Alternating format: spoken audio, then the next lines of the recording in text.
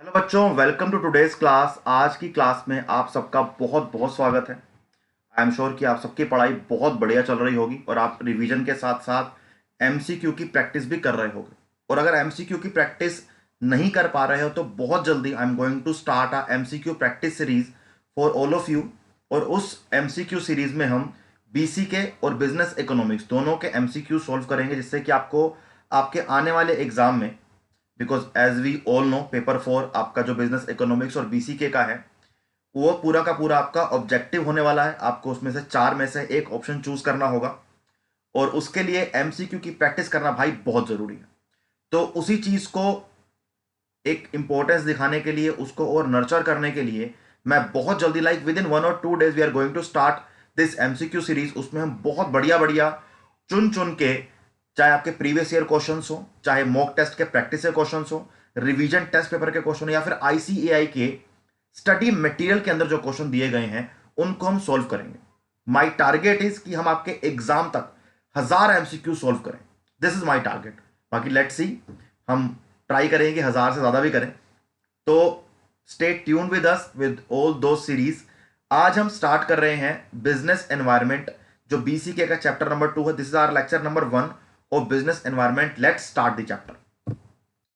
Chapter को start करने से पहले मैं आपसे दो बातें करना चाहूंगा, बहुत सिंपल। कि वैसे तो देखो, हम सब लोग सारे एजुकेटर्स आपको यूट्यूब पे पूरी मेहनत से रिवीजन क्लासेस, एमसीक्यू की प्रैक्टिस करवा रहे हैं, लेकिन कुछ बच्चों को एक स्ट्रक्चर्ड कोर्स फिर भी चाहिए होता है। And if you really required a structured course, अगर आपको एक स्ट्रक्चर्ड कोर्स चाहिए तो यू हैव टू ऑप्शंस। आप अनअकैडमी की ऐप पे जाके या पोर्टल पे जाके आप प्लस या आइकॉनिक में से कोई एक ऑप्शन चूज करके कोर्स को परचेज कर सकते हो। कोई खास महंगा कोर्स भी नहीं है दोस्त। तो आपको प्लस चाहिए या आइकॉनिक चाहिए, दोनों के आपके सामने फीचर्स दिए गए हैं। अगर आप मेरा कोड यूज करोगे साहिल एन, तो definitely you will get a suitable discount. Otherwise अगर आपको नीड नहीं है एक स्ट्रक्चर्ड कोर्स के, तो यूट्यूब से काम चला लो अगर चलता है तो। नहीं तो अगर स्ट्रक्चर्ड कोर्स चाहिए तो भाई जाओ और स्ट्रक्चर्ड कोर्स खरीदो और मेरा कोड लगा के डिस्काउंट पा लो। हम आते हैं अपने मेन मुद्दे पे। हम करेंगे चैप्टर को स्टार्ट। चैप्टर का नाम है बिजनेस एनवायरनमेंट। आज के चैप्टर में हम बिजनेस एनवायरनमेंट को स्टार्ट कर रहे हैं। देखो, इस चैप्टर को ना basically we can divide in 4 parts. One is business environment, की बिजनेस एनवायरनमेंट क्या होता है। Second, environmental analysis. Third, PESTEL analysis. और last, strategic response to environment. 4 part में मैंने डिवाइड किया है चैप्टर को, और 4 इन पार्ट को हम 3 क्लासेस में कवर करेंगे। आज हम बात करेंगे कि बिजनेस एनवायरनमेंट होता क्या है, बिजनेस एनवायरनमेंट की इंपॉर्टेंस क्या है, कैरेक्टरिस्टिक्स क्या है, और बिजनेस एनवायरनमेंट का एनालिसिस करना क्यों जरूरी है। What is the importance of business analysis in the business, simple. तो सबसे पहली बात, अगर हम आज बिजनेस एनवायरनमेंट की ही बात करने वाले हैं तो let's start with the environment, कि एनवायरनमेंट क्या होता है। आई एम श्योर कि आप सबको एक बेसिक आइडिया होगा कि एनवायरनमेंट होता क्या है। देखो, हमारे आसपास जो भी है, हमारे आसपास जो कुछ भी है, चाहे वो गाड़ियां हैं, चाहे वो पेड़ पौधे, garden, forest, agriculture fields, pollution, river, rainfall, weather, ये सब एनवायरनमेंट के पार्ट है। हमारे आसपास जो भी चीजें हैं वो सब एनवायरनमेंट का पार्ट है। अगर आप एक रूम के अंदर हो तो एक रूम का भी एनवायरनमेंट होता है। अगर आप एसी चला दोगे तो रूम का एनवायरनमेंट चेंज हो जाएगा। अगर आप एसी बंद कर दोगे, रूम का एनवायरनमेंट चेंज हो जाएगा।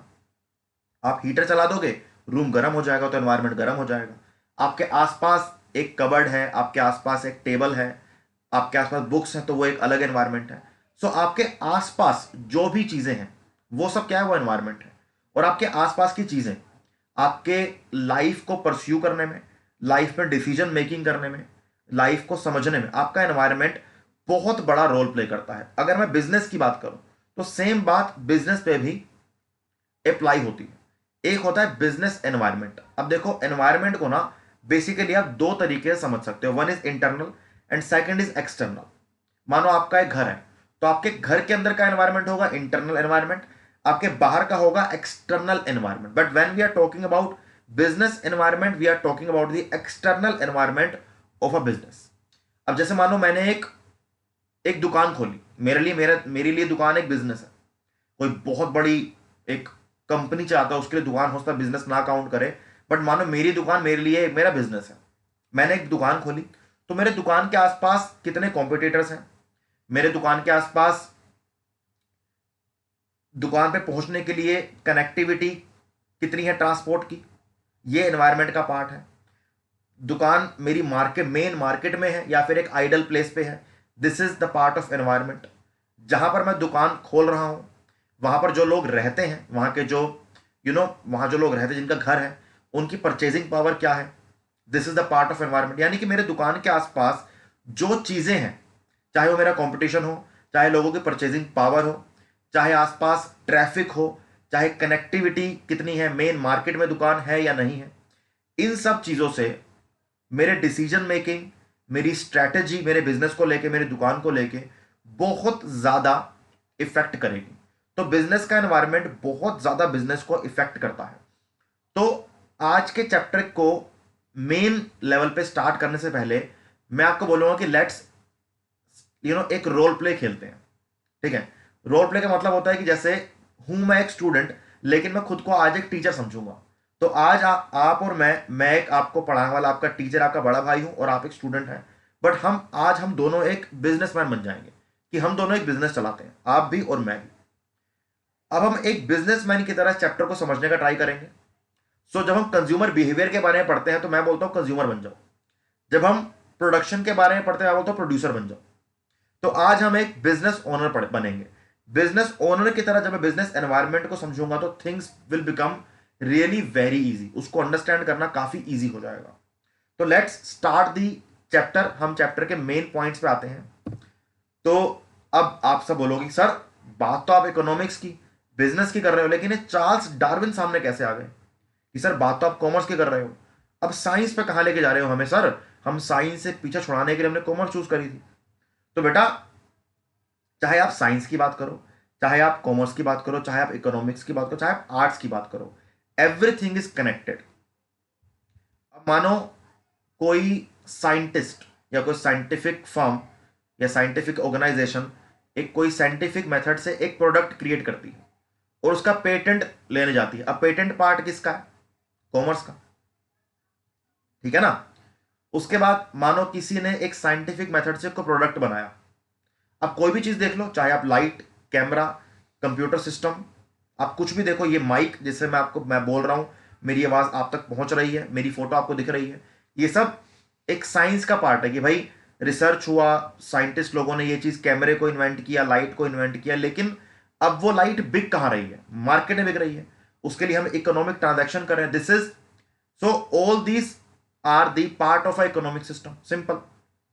साथ में आर्ट्स कैसे होगा? उसको एक दुकानदार कैसे सेल कर रहा है, दिस इज आर्ट्स।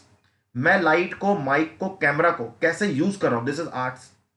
तो आर्ट, साइंस और कॉमर्स तीनों एक दूसरे में आपस में कनेक्टेड है।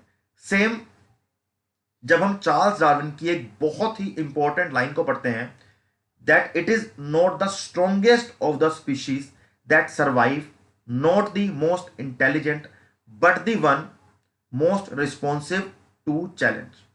चार्ल्स डार्विन ने स्पीशीज के सर्वाइवल को लेके ये बोला कि ना तो मोस्ट स्ट्रॉन्गेस्ट, ना ही मोस्ट इंटेलिजेंट स्पीशीज सर्वाइव करेंगी। सर्वाइव वही करेगा जो चेंज के साथ खुद को चेंज करेगा, यानी कि चेंजेस को अडेप्ट करेगा। सेम एग्जैक्ट एक ये जो पॉइंट है हमारा, एग्जैक्ट जो हमारा ये एक तरीके से आप बोलो कॉन्सेप्ट है, इसको बिजनेस के अंदर भी अप्लाई कर सकते हैं। अगर बिजनेस के अंदर आप टाइम से चेंज नहीं हो रहे हो तो दोस्त, you are not going to survive in your business. No, you are not going to survive in the market. Let's take an example of e-commerce. जैसे हम सब लोग, आप, मैं, मेरे घर में सब लोग, चाहे मेरे पेरेंट्स हो, चाहे मेरे भाई बहन हैं, हम सब ऑनलाइन शॉपिंग करते हैं। मैं आपको 5 साल पीछे लेके जाना चाहता हूं। अगर हम 5 साल पीछे चले जाएं, अभी 2022 है, लेट्स टॉक अबाउट 2016। मुझे नहीं याद कि मैं 2016 में कुछ ऑनलाइन शॉपिंग करता था। मैं दुकान पे जाता था, शर्ट ट्राई करता था और शर्ट लेके आता था। बहुत उस टाइम एक अलग खुशी होती थी वो शर्ट लेने की कि आप गए, मेहनत करके शर्ट लेकर आए। बट धीरे धीरे ई कॉमर्स आया इंडिया के अंदर। फ्लिपकार्ट, मिंत्रा, एमेजोन, काफी सारी साइट्स हैं, अनकाउंटेबल साइट्स हैं। तो ई कॉमर्स ने क्या किया, हमारे घर बैठे बैठे मैंने अपने फोन पे एप्लीकेशन को ऑन किया, शर्ट चूज करी और ऑर्डर कर दी। तो जो लोग क्लोथिंग इंडस्ट्री के अंदर थे, जितने लोगों ने इस सिस्टम को अडेप्ट कर लिया, वो उन्होंने भी ई कॉमर्स को अडेप्ट किया कि उन्होंने अपने कपड़े ऑनलाइन बेचना स्टार्ट करे, वो तो ग्रो कर गए। लेकिन जो लोग यही सोचते रहे कि नहीं, जो मर्जी नया आ जाए, जहां पर हम बैठे हैं लोग हमारे पास दुकान पे आके खरीदेंगे तभी हम सामान बेचेंगे, उन लोगों की दुकान चलनी बंद हो गई, बिजनेस उनका ठप हो गया। तो टाइम के साथ चेंज होना बहुत जरूरी है। बिजनेस के अंदर भी अगर आप विद टाइम अपने बिजनेस के फीचर्स को, फंक्शन को, तरीके को चेंज नहीं करते हो तो आप सर्वाइव नहीं कर पाओगे मार्केट में। तो चार्ल्स डार्विन की थ्योरी जो सर्वाइवल ऑफ स्पीशीज को लेकर थी, वो हमारे बिजनेस के सर्वाइवल पर भी बहुत ज्यादा काम करती है। आप बिजनेस को छोड़ो, आप बात कर लो अपने एक एज अ स्टूडेंट भी समझ लो। एज अ स्टूडेंट भी अगर आप अपने आप को विद टाइम चेंज नहीं करोगे, अगर जो नई टेक्नोलॉजीज मार्केट में आ रही हैं उससे अगर अडेप्ट नहीं करोगे, तो दोस्त आप बाकी स्टूडेंट से पीछे रह जाओगे। ठीक है, तो ये एक बेसिक पॉइंट था बिजनेस एनवायरनमेंट को और अच्छे से समझने का, या बिजनेस में सर्वाइवल क्या होता है वो समझने का। ठीक है, नेक्स्ट हम बात करेंगे, हमारे चैप्टर की स्टार्टिंग कर रहे हैं यहां से। पहले तो देखो बेस एक क्रिएट करता हूं हमेशा मैं, you all know this thing. तो अब हम बात करेंगे मीनिंग ऑफ बिजनेस एनवायरनमेंट, कि बिजनेस एनवायरनमेंट का मतलब क्या है। ये हम ऑलरेडी समझ चुके हैं कि भाई एनवायरनमेंट दो तरीके के होते हैं, एक इंटरनल एंड एक एक्सटर्नल। मानो मैंने एक बिजनेस स्टार्ट किया, I want to start a factory, a production unit. तो जो मेरे प्रोडक्शन यूनिट या मेरी फैक्ट्री के अंदर का एनवायरनमेंट है, यानी कि मेरी मशीन, मेरे लेबर, मेरे वर्कर्स, वहां पर मैनेजर, जो जो लोग काम करने आते हैं, जो सामान पड़ा है, that is the internal environment. But मेरी एक उस फैक्ट्री का या उस प्रोडक्शन यूनिट का एक एक्सटर्नल एनवायरनमेंट भी होगा, होगा ना भाई। अब मानो मैं गांव के अंदर एक फैक्ट्री स्टार्ट करता हूं, तो गांव के आसपास का एनवायरनमेंट कैसे होगा? वहां पर मुझे बहुत ज्यादा पढ़े लिखे लोग नहीं मिलेंगे। जैसे मैं बोलूं कि मुझे 50 इंजीनियर्स चाहिए मेरी फैक्ट्री के लिए, तो अगर मैं ऐसी जगह पे अगर खोलता हूं जहां पर लोग कम पढ़े लिखे हैं, बट आई विश कि इंडिया में ऐसा कहीं ना हो कि जहां पर लोग पढ़े लिखे ना हो। हम एक एग्जांपल ले रहे हैं, तो अगर वहां पर लोग कम पढ़े लिखे, वहां पर इंजीनियर्स हैं ही नहीं, तो मैं वहां पर फैक्ट्री नहीं लगाऊंगा। ठीक है, या मुझे चीप लेबर चाहिए, तो मैं वहां फैक्ट्री लगाऊंगा जहां पर मुझे चीप लेबर मिलेगी। हम एक बहुत बड़े एग्जाम्पल पे आ रहे हैं धीरे धीरे। उसके बाद जो आसपास का एनवायरनमेंट है, अगर मुझे मेरी फैक्ट्री के अंदर मुझे पानी की नीड बहुत ज्यादा होती है, तो डेफिनेटली मैं ऐसी जगह पर अपनी फैक्ट्री सेटअप करूंगा जहां पर पानी इजीली अवेलेबल हो। या मुझे जो गवर्नमेंट के रूल्स रेगुलेशंस जहां मेरे बिजनेस से मैच करेंगे, मैं वहां बिजनेस स्टार्ट करूंगा। हमें बहुत बड़ा एग्जांपल में आने वाला है, एग्जांपल है मेरा बीपीओ, बिजनेस प्रोसेसिंग ऑर्गेनाइजेशंस। ठीक है, बीपीओस, केपीओस, एमएनसीज। अब आपने देखा होगा कि इंडिया के अंदर सर्विस सेक्टर बहुत जबरदस्त तरीके से बूम करा है। उसका एक बहुत बड़ा जो फैक्टर है दैट इज बीपीओ। बीपीओ में बेसिकली होता क्या है कि मानो मेरी एक ऑफिस है, मेरा ऑफिस यूएसए में है, मैं एक प्रोडक्ट बेचता हूं, और उस प्रोडक्ट को बेचने के बाद I am giving the after sale services. कि भाई अगर आपको, हम मानो मेरी फोन की एक फैक्ट्री है, मैं फोन बनाता हूं यूएसए में, और पूरे दुनिया भरे मेरे फोन बिकते हैं। मैं चाहता हूं कि जो लोग मेरा फोन खरीद रहे हैं, अगर उनको फोन में कोई प्रॉब्लम आए तो मुझे फोन करके बताएं कि देखो जी मुझे प्रॉब्लम आ रही है, मेरी प्रॉब्लम को सोल्व करो, यानी कि एक कॉल सेंटर। तो यूएसए की कंपनी ने अपना कॉल सेंटर इंडिया में स्टार्ट किया, इंडिया के इंसान को टेंडर दिया, इंडिया से लेबर ली। क्यों किया ऐसा? क्योंकि उन्होंने एनालाइज किया कि जो लेबर उनको यूएसए के अंदर, जो लेबर को उन्हें पेमेंट करनी पड़ती है, सैलरी देनी पड़ती है, उसके कंपैरिजन में इंडिया की लेबर काफी चीप है, बांग्लादेश की लेबर काफी चीप है, इंडोनेशिया की लेबर काफी चीप है। तो उन्होंने ये पॉइंट समझ के, बिजनेस के उस एनवायरनमेंट के एक फैक्टर को समझ के अपना कॉल सेंटर, अपना बीपीओ इंडिया में स्टार्ट किया। उन्होंने समझा क्या टैक्स स्ट्रक्चर सही है, क्या tax structure is also a part of business environment, क्या टैक्स स्ट्रक्चर सही है। वो उनको टैक्स स्ट्रक्चर समझ आया, उन्होंने फिर एक और टिक लगा दिया कि ठीक है भाई, चीप लेबर भी है, टैक्स स्ट्रक्चर भी सही है, कर लो। क्या गवर्नमेंट हेल्प करेगी, इजीली लैंड मिलेगा, this is also part of business environment. मैं आपको प्रैक्टिकल एग्जाम्पल से समझाने का ट्राई कर रहा हूं कि बिजनेस एनवायरनमेंट एक्चुअली होता क्या है।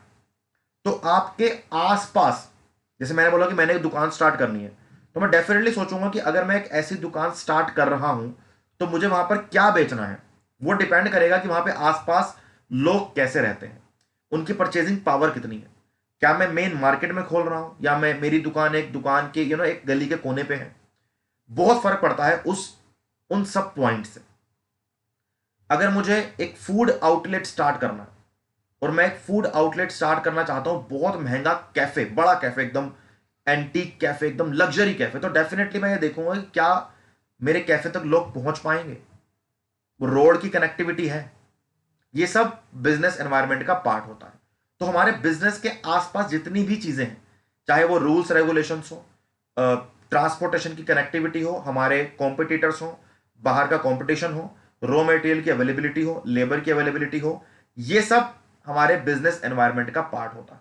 ठीक है, तो आपके सामने कुछ बात कर लेते हैं बुकिश नॉलेज की भी। That business environment represents all external forces, factors or conditions that exert some degree of impact on business decisions, strategies and actions taken by the firm। बहुत सिंपल पॉइंट है, कोई डिफिकल्ट इसमें नहीं है कि business environment external forces, external factors, external conditions के बारे में बात करता है और उस एक्सटर्नल फोर्सेस, एक्सटर्नल फैक्टर्स को लेके ही आप अपने बिजनेस के अंदर स्ट्रेटेजी बनाते हो, डिसीजंस लेते हो और एक्शंस लेते हो। अगर आप उन सब चीजों को माइंड में रख के, बिजनेस एनवायरनमेंट को माइंड में रख के बिजनेस को रन नहीं कर रहे हो ना दोस्त, तो आप बिजनेस में अच्छी स्ट्रेटेजी नहीं बना पाओगे। अगर आपको यही नहीं पता होगा कि आसपास कंपटीशन कितना है, कि आपका जो साथ में दुकानदार है वो सामान कितने रुपए का बेच रहा है, तो आप कैसे सेल करोगे? आपको आइडिया ही नहीं है। क्या क्वालिटी बेच रहा है, आपको आइडिया ही नहीं है। ये सब पता होना बहुत जरूरी है।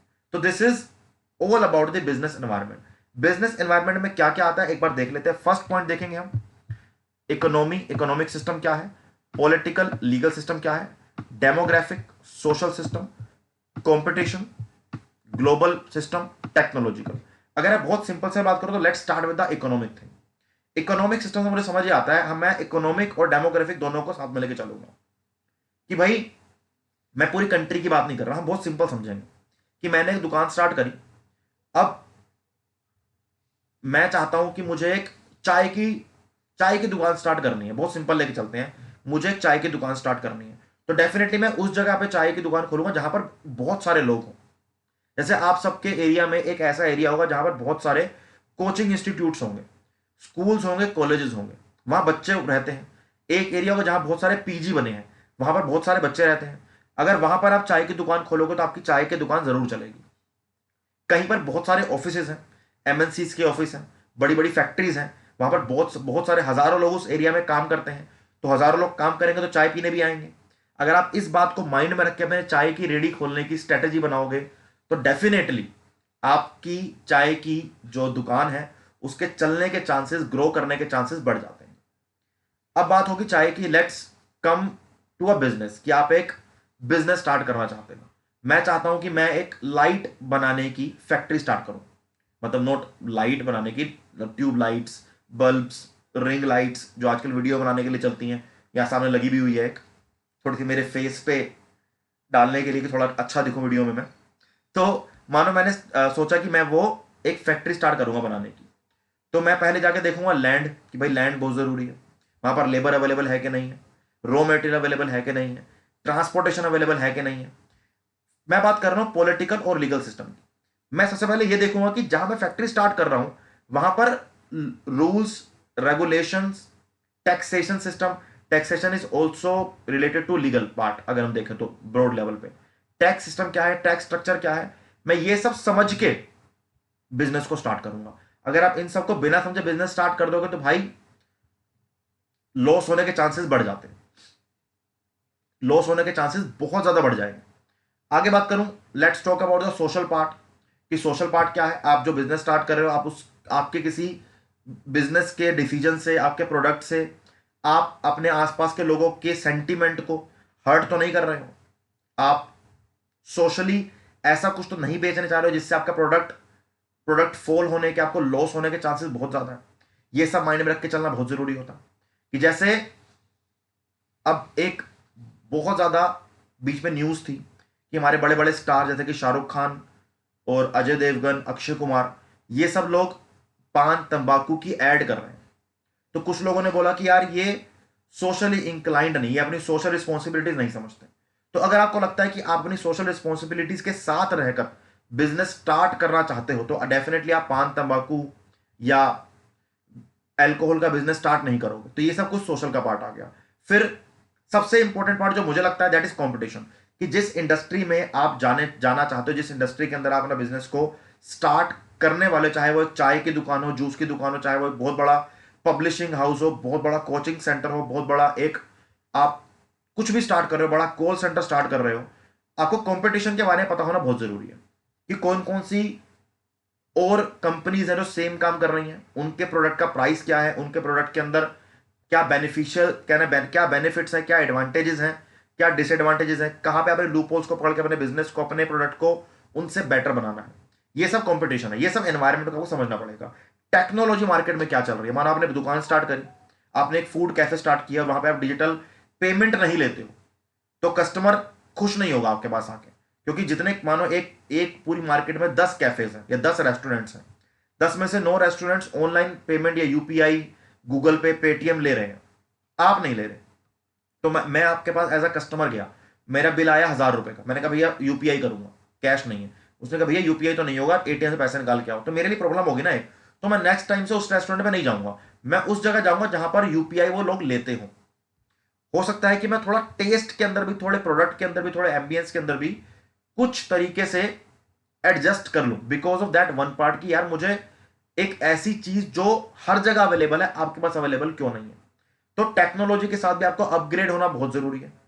आर्टिफिशियल इंटेलिजेंस जैसे मार्केट में आ चुका है, इंटरनेट ऑफ थिंग्स मार्केट में आ चुका है, ऑनलाइन क्लासेस मार्केट में बहुत तरीके जबरदस्त तरीके से बूम कर रही हैं। तो अगर कोई टीचर या कोई कोचिंग इंस्टीट्यूट ऑनलाइन क्लासेस में नहीं आता, तो भाई बहुत मुश्किल हो जाएगा सर्वाइव करना। तो it is all about the survival, it is all about the adaptation. और अडेप्शन समझने के लिए, चेंज समझने के लिए बिजनेस के एनवायरनमेंट को समझना बहुत जरूरी है। आई एम श्योर कि आपको अब तो बिजनेस एनवायरनमेंट समझ आ गया होगा। नेक्स्ट हम बात करेंगे फीचर्स ऑफ बिजनेस एनवायरनमेंट के, बिजनेस एनवायरनमेंट के फीचर क्या क्या होते हैं। The one is complex, so business environment is very complex, business environment is very dynamic, business environment is multifaceted, business environment is a far reaching impact, क्योंकि बहुत फार reaching impact है, उसका impact बहुत दूर तक जाता है। हम सिर्फ बिजनेस ऑर्गेनाइजेशन को लेकर समझेंगे।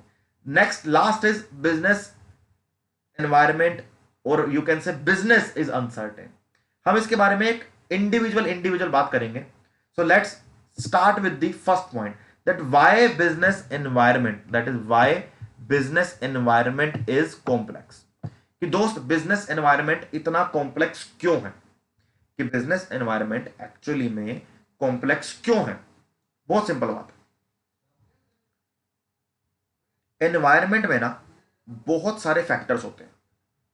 मैं सिंपल एनवायरनमेंट की बात करता हूं, मैं आपको बोलूं कि अपने आसपास के एनवायरनमेंट को समझो।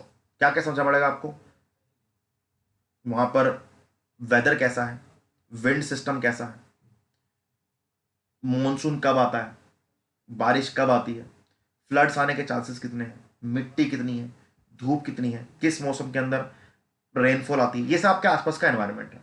But when we are talking about business environment, इसका मतलब यह है कि आप जब बिजनेस स्टार्ट करने वाले हो तो आपको यह समझना जरूरी है कि आपके आसपास का बिजनेस एनवायरनमेंट क्या है, और उसको समझना is not a easy thing.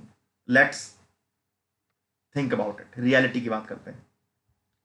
तो देखो, किसी एक कंडीशन को समझना कि मार्केट में कंपटीशन क्या है, इट इज इजी, लेकिन पूरे बिजनेस एनवायरनमेंट को समझना is not easy, because it is very difficult, it is not easy to understand. किसी एक बात को, एक एस्पेक्ट को समझना बिजनेस एनवायरनमेंट के is a easy task, but to understand the whole business environment is not easy. Why? आपने समझना है कि आपके आसपास के लोगों की परचेजिंग पावर क्या है, आपने समझना है कि आपके आसपास की रोड कनेक्टिविटी क्या है, आपने समझना है कि आसपास में कंपटीशन कितना है, आपने समझना है कि जो प्रोडक्ट आप क्रिएट कर रहे हो, क्या लोग उस प्रोडक्ट को इंपोर्ट करके बेच रहे हैं, तो आपकी क्वालिटी और उस प्रोडक्ट की क्वालिटी में कितना डिफरेंस है। टैक्सेशन समझना, गवर्नमेंट के रूल्स रेगुलेशन समझना, स्ट्रेटेजी बनाना, डिसीजन मेकिंग लाना, ये सब बहुत सारी चीजें हैं, और इन सब चीजों को समझना is not easy. That is why I always say thinking about starting a business is easy, but starting a business is not easy.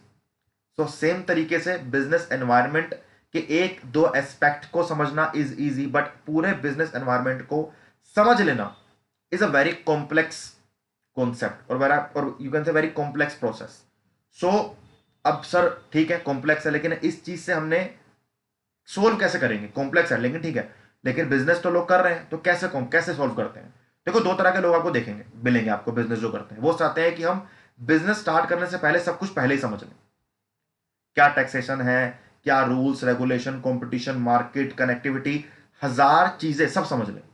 एक दूसरा इंसान आपको मिलेगा कि लेट्स स्टार्ट अ बिजनेस, करते करते समझ जाएंगे, कि चलते चलते पहुंच जाएंगे, है ना?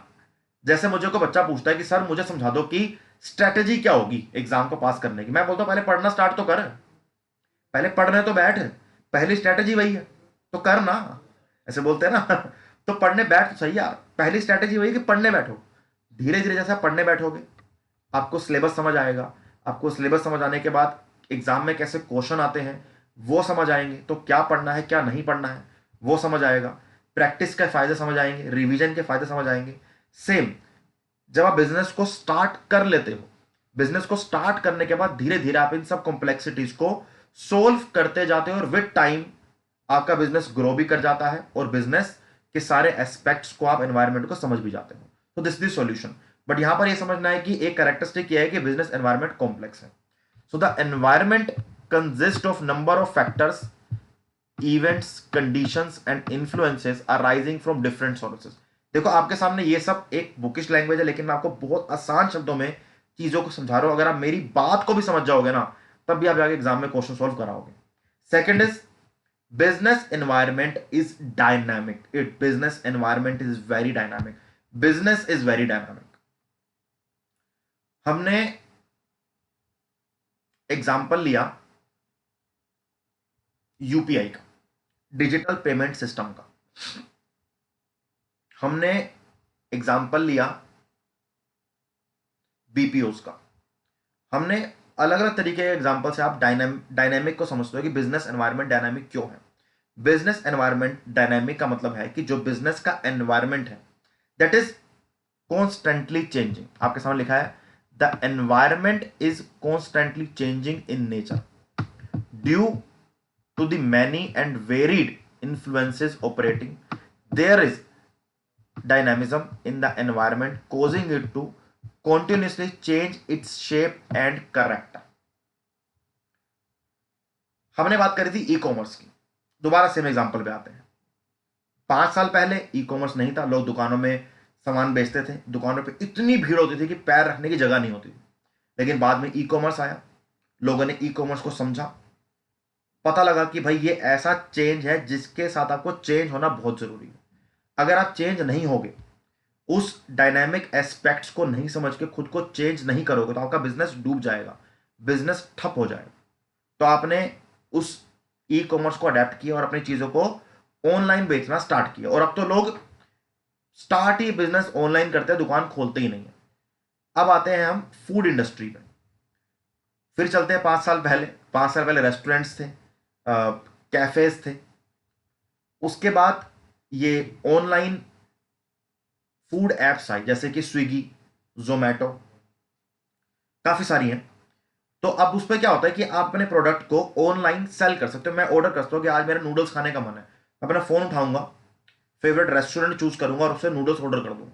अब मानो अगर वो रेस्टोरेंट ऑनलाइन अवेलेबल नहीं है, स्विगी पे जोमैटो पे नहीं है, तो मैं नूडल्स किसी और से मंगा लूंगा, तो उसकी सेल कम हो गई ना दोस्त। मैंने नूडल्स कहीं और से मंगाए, मैं खाना चाहता हूं वहां से, लेकिन वो अवेलेबल नहीं है, और मैं आलसी भी हूं, मैं उठ के जाना भी कहीं नहीं चाहता। तो जो मैं एक नूडल्स एक ऑर्डर वहां से देता, तो वो ऑर्डर कम हो गया। मैंने दूसरे रेस्टोरेंट से नूडल्स मंगाए, मुझे उसकी पसंद आ गई, अब मैंने कहा चल इससे ही मंगाएंगे। तो अब ना तो वो रेस्टोरेंट ऑनलाइन आया जिससे मैं मंगवाना चाहता था, ना मैं उसके पास जाके खाता हूं। अब मैं ऑनलाइन मंगवाता हूं, मैं भी खाता हूं, अपने घर वालों को भी खिलाता हूं। तो मानो एक बार में मैंने ऑर्डर दिया 1500 रुपए का, एक बार में मैंने ऑर्डर दिया 1500 रुपए का, तो 1500 रुपए का ऑर्डर उस दुकानदार के लिए या उस रेस्टोरेंट ओनर के लिए जहां से मंगाना चाहता था उसके लिए तो कम हो गया ना, क्योंकि वो चेंज के साथ चेंज नहीं है, उसने डायनेमिक एस्पेक्ट्स को नहीं समझा बिजनेस एनवायरनमेंट के। तो business environment is very dynamic. अब आपके सामने देखो रोबोट्स नाच रहा है, आपके सामने रोबोट नाच रहा है। अब बड़ी बड़ी कंपनीज हैं जो रोबोटिक्स यूज कर रही हैं। अब आपने देखा होगा कि जापान के अंदर आप रेस्टोरेंट पे जाओ तो आपको रेस्टोरेंट पे रोबोट्स खाना सर्व करने आते हैं। अब इंडिया के अंदर भी स्टार्ट हो गया कि ऐसे रोबोट्स आ गए हैं जो आपके घर की सफाई कर देंगे। अब ये क्या है ना, दिस इज अ चेंज जो धीरे धीरे इकोनॉमी में, मार्केट सिस्टम में या दुनिया में आ रहा है कि रोबोटिक्स, आर्टिफिशियल इंटेलिजेंस। वैसे भाई रोबोट्स डांस बढ़िया कर रहा है, भंगड़ा एकदम पंजाबी रोबोट है ये, इसमें तो बात तो माननी पड़ेगी ये वाली। तो रोबोटिक्स मार्केट में आ रहा है, हर चीज में आर्टिफिशियल इंटेलिजेंस, ऑटोमेशन, रोबोटिक्स आ रही है। अगर बड़ी बड़ी कंपनीज या बड़े बड़े जो एंटरप्राइजेस हैं इस चेंज को नहीं समझेंगे तो वो मार्केट में पीछे रह जाएंगे। और आगे जाके आप दुकान खोलो, कोई बिजनेस खोलो, फैक्ट्री खोलो, आपको भी उन चेंजेस को समझ के साथ में चलना पड़ेगा। So I was just trying to explain you कि बिजनेस एनवायरमेंट बहुत डायनामिक है, क्योंकि विद टाइम बिजनेस के एनवायरमेंट, बिजनेस में चेंजेस आते रहते हैं। और if you want to succeed, if you want to survive in your business, तो आपको चेंज के साथ साथ अपनी चीजों को चेंज करना पड़ेगा। Next point is why business environment is multifaceted. Multifaceted point के अंदर यह समझाया जाता है कि बिजनेस एनवायरनमेंट में जो चेंज आ रहा है, that business environment is dynamic, business environment is complex. तो डायनामिक्स होने की वजह से बिजनेस एनवायरनमेंट में जो चेंज आता है वो चेंज किसी के लिए एक अपॉर्चुनिटी है और किसी के लिए एक थ्रेट है। हमने बात करी ई कॉमर्स की, हमने बात करी फूड एप्स की। Let's start talk about Covid. 2 साल पहले चलते हैं, देखो बार बार पीछे लेके जाऊंगा क्योंकि पीछे से समझना बड़ा आसान है। क्या हो चुका है उससे समझेंगे, एग्जाम्पल से ज्यादा इजी चीज समझ आएंगे। कोविड आया, कोविड से पहले सारी पढ़ाइयां ऑफलाइन चलती थी। आप सीए की प्रिपरेशन करते थे, आप यूपीएससी की प्रिपरेशन करते थे, एसएससी, बैंकिंग, ट्यूशन, सब क्या था, ऑफलाइन था। उठाया बैग, टांगा और चल दिए। एकदम से कोविड आ गया और सब कुछ बंद हो गया। कोविड के आने के बाद लोगों को यह समझ आया कि भाई ये एक अपॉर्चुनिटी है। ये अपॉर्चुनिटी क्या है? मानो मेरा एक कोचिंग सेंटर था, एग्जांपल लेते हैं। मेरे कोचिंग सेंटर में 100 लोग पढ़ते थे और एकदम से कोविड आ गया और गवर्नमेंट के रूल्स की तरीके से मैं 8-9 महीने अपने कोचिंग सेंटर को स्टार्ट ओपन ही नहीं कर पाया। मैं रेंट दे रहा हूं, सब कुछ कर रहा हूं, लॉस में हूं। लेकिन वही मैंने बात सोची कि यार इसको थ्रेट की जगह let's take it as a opportunity. मैंने सोचा कि जहां पर मैं 100 बच्चे पढ़ाता था, अब मेरे पास चांस है कि मैं इस अपॉर्चुनिटी को यूज करके लाखों बच्चों को पढ़ा सकता हूं। इस अपॉर्चुनिटी को यूज करके मैं लाखों बच्चों तक पहुंच सकता हूं, लाखों बच्चों को, हजारों बच्चों को पढ़ा सकता हूं, जहां मैं सिर्फ 100, 50, 80 बच्चों को पढ़ा रहा था। तो business environment is multi faceted. जब कोविड आया तो किसी के लिए वो अपॉर्चुनिटी बना, किसी के लिए वो थ्रेट बना। तो कोचिंग सेंटर की बात करो, जिन लोगों ने अपने आप को ऑनलाइन सेटअप पे कन्वर्ट नहीं किया उन लोगों के लिए कोविड वॉज अ थ्रेट। लेकिन जिन लोगों ने उसको अपॉर्चुनिटी समझ के ऑनलाइन क्लासेस स्टार्ट करी, बच्चों को कम दामों पे क्लासेस बेचना स्टार्ट किया, बच्चों को फ्री क्लासेस बेचना स्टार्ट किया, बच्चों से जुड़े, बच्चों को समझा, बच्चों को गाइड करना स्टार्ट किया, बच्चों को यह सिखाया कि बेटा ऑनलाइन पढ़ के भी you can clear your exams. तो वो लोग अपॉर्चुनिटी को ग्रैस्प करके, चेंज को ग्रैस्प करके अपने नाम को, अपने कोचिंग इंस्टीट्यूट्स को बहुत ऊपर तक लेकर गए। और ऐसे कई एग्जांपल्स हैं, ऐसे कई एग्जांपल मैं खुद जानता हूं। तो किसी के लिए बिजनेस एनवायरनमेंट का जो मल्टी फेसेस का मतलब यह है कि बिजनेस के एनवायरनमेंट के मल्टी फेसेस हैं। किसी के लिए अपॉर्चुनिटी है, किसी के लिए थ्रेट है, किसी के लिए एडवांटेज है, किसी के लिए डिसएडवांटेज है, किसी के लिए प्रोज है, किसी के लिए कॉन्स है। इट डिपेंड्स कि एक इंडिविजुअल बिजनेस के एनवायरनमेंट को किस तरीके से लेता है। मानो मैंने एक बिजनेस स्टार्ट किया, मेरी एक दुकान है, मैं दुकान पे एक ग्लास, अपना कुछ क्रोकरी का सामान बेचता हूं। मैं अपने दुकान पे क्रोकरी होता ना, जो बढ़िया बढ़िया यूटेंसिल्स, खाने की कटोरियां, प्लेटें होती, शीशे की, कांच की, वो चीनी मिट्टी वाली, तो मैं वो बेचता हूं। मेरा काम 10 साल से चल रहा है बढ़िया। एकदम से सेम मेरे बिजनेस वाली दुकान एक और साथ में खुल गई। मैं परेशान हो गया कि यार ये क्या हुआ, ये कैसे हो गया, ये तो बहुत दिक्कत की बात हो गई। अब मैं एक इंडिविजुअल उसको एक अपॉर्चुनिटी से भी समझ सकता हूं और एक थ्रेट भी समझ सकता हूं। अपॉर्चुनिटी क्या है समझूंगा कि अब मुझे अपॉर्चुनिटी ये समझ आती है कि देख ठीक है दुकान तो खुल गई है कोई बात नहीं, लेकिन उसको 1 महीने काम करने दो।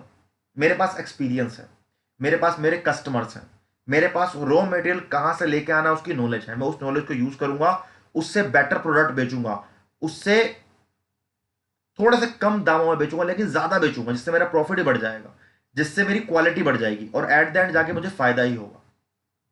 एक आप ये भी सोच सकते थे कि यार मेरा बिजनेस ठप हो गया, इसने दुकान खोल ली है अब मेरा बिजनेस चलेगा ही नहीं, आप एकदम डिप्रेशन में बैठ जाओगे, वही बेचते रहोगे, वो उस चीज को अपॉर्चुनिटी समझ के आगे बढ़ जाएगा और पता लगेगा 2 साल के अंदर उसकी सेल ज्यादा आपकी सेल कम है।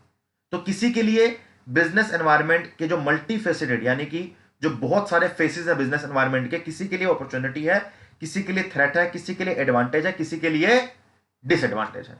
आपके बुकिश लैंग्वेज भी यही कहती है that business environment is multifaceted as it is an opportunity for some but threat for others. Changes may be viewed differently by different individuals. सब लोग चेंजेस को अलग तरीके से देखते हैं। कुछ लोग चेंजेस को देखते हैं ठीक है यार चेंज हो रहा है, हम भी चेंज करेंगे आगे बढ़ जाएंगे, कोई दिक्कत की बात नहीं है। कुछ लोग चेंज को बहुत नेगेटिव समझते हैं, सब बदल गया कुछ नहीं करते सब खत्म हो गया, वो लोग आगे नहीं बढ़ते हैं।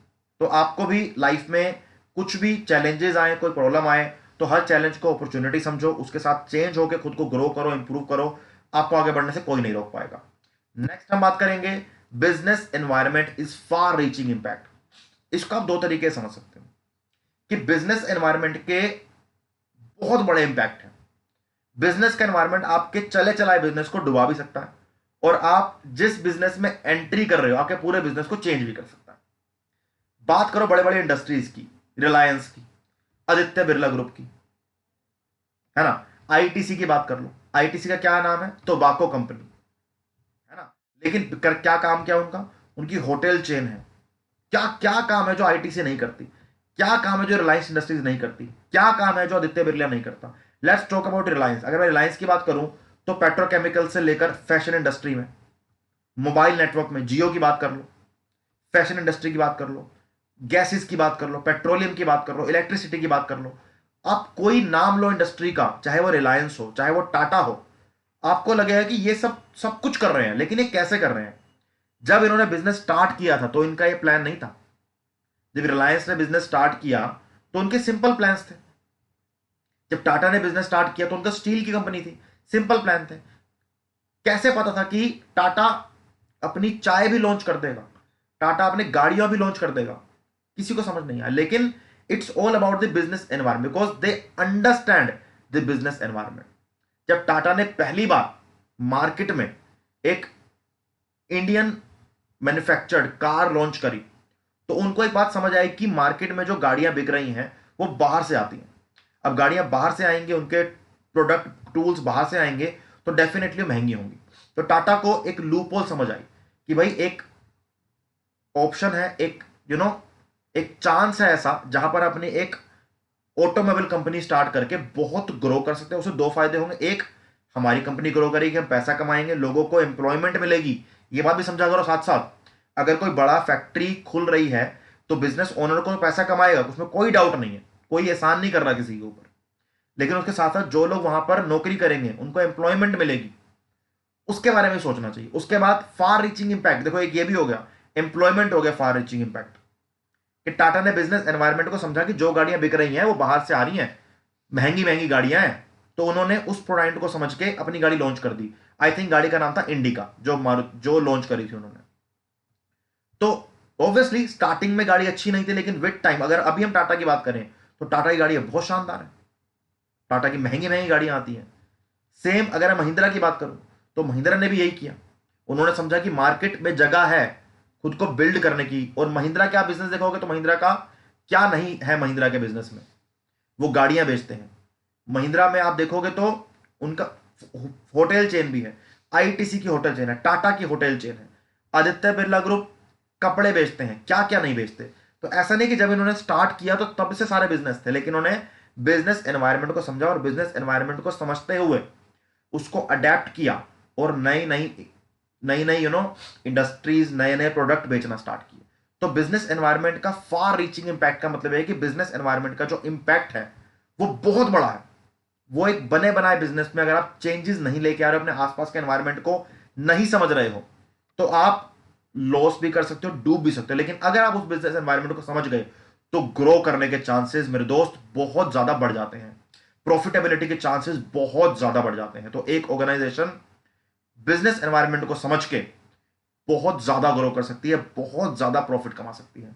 Any environmental change has an impact on the organisation in several different ways, but you have to understand that impact and you have to take that impact in a very positive way. And if you take that impact in a positive way, then sky is the limit. You can achieve anything. Same, ये बड़ी बड़ी कंपनियां इतनी बड़ी ऐसे ही नहीं बनी है। जब रिलायंस ने जियो को लॉन्च किया तो एक बिजनेस एनवायरनमेंट को समझा कि जियो से पहले जब आपको फोन पे हम इंटरनेट डाटा को यूज करते थे तो डाटा कितना महंगा था। 1 GB के लिए लोग एक दूसरे का खून करने के लिए तैयार थे, बंद कर देते थे अपने नेट को कि अब बंद कर दे नहीं तो खत्म हो जाएगा। और जब जैसे ही जियो ने यह बात समझी कि भाई नीड तो है, बट लोगों को नीड है, जैसे यूट्यूब है, यूट्यूब पे कोई कुछ देखता क्यों नहीं था, क्योंकि उनको पता था हम अगर फोन पे कुछ देखेंगे तो डाटा खत्म हो जाएगा।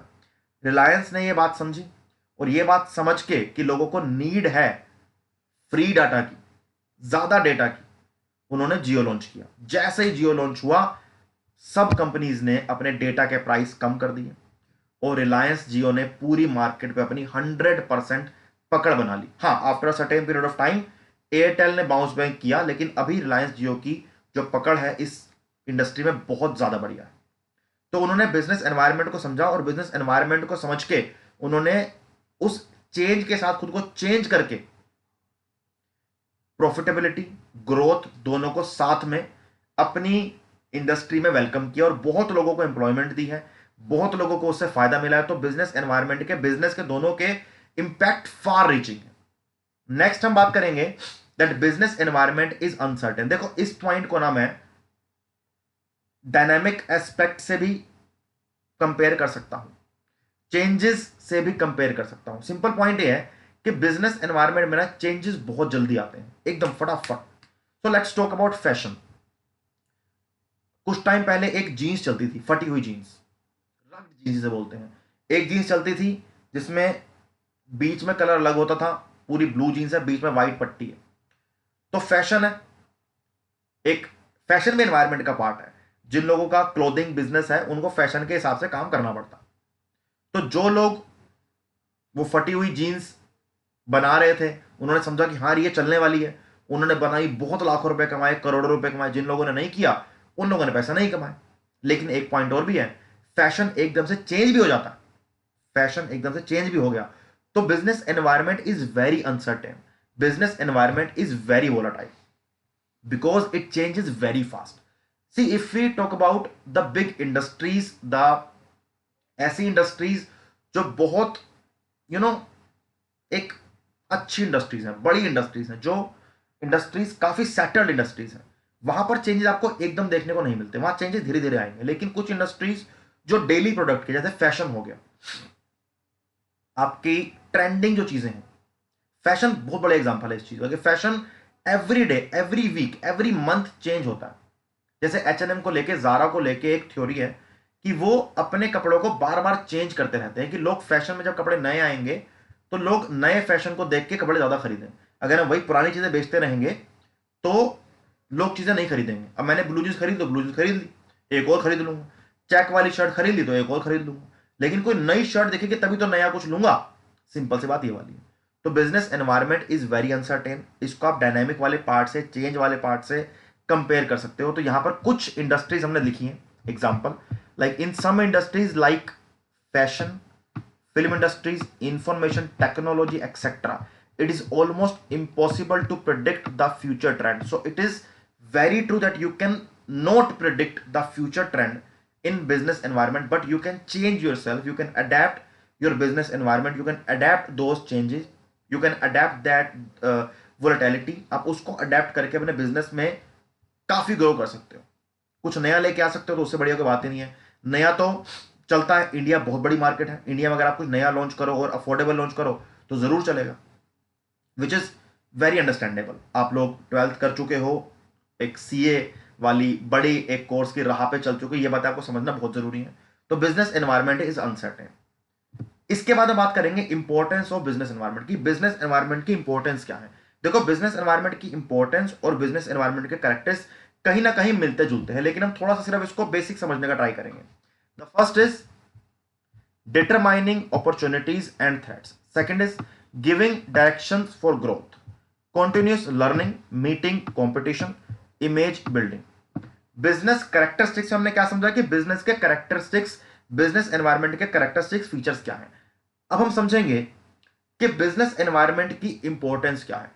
ऐसा लगेगा कि दोनों बातें सेम है, लेकिन सेम है नहीं। एक कैरेक्टरिस्टिक क्या है? कैरेक्टरिस्टिक देखो, कोजेस हो गया कि ऐसा है। इंपॉर्टेंस क्या है कि उससे क्या फायदा हो सकता है।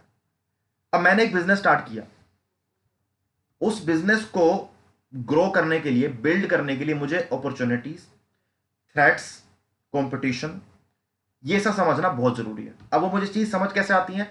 मेरे आसपास के एनवायरमेंट, जब मैं अपने आसपास के एनवायरमेंट को रिसर्च करूंगा, एनालाइज करूंगा, स्टडी करूंगा, so I will be able to understand कि क्या अपॉर्चुनिटीज है, क्या थ्रेट्स हैं, कितना कंपटीशन है।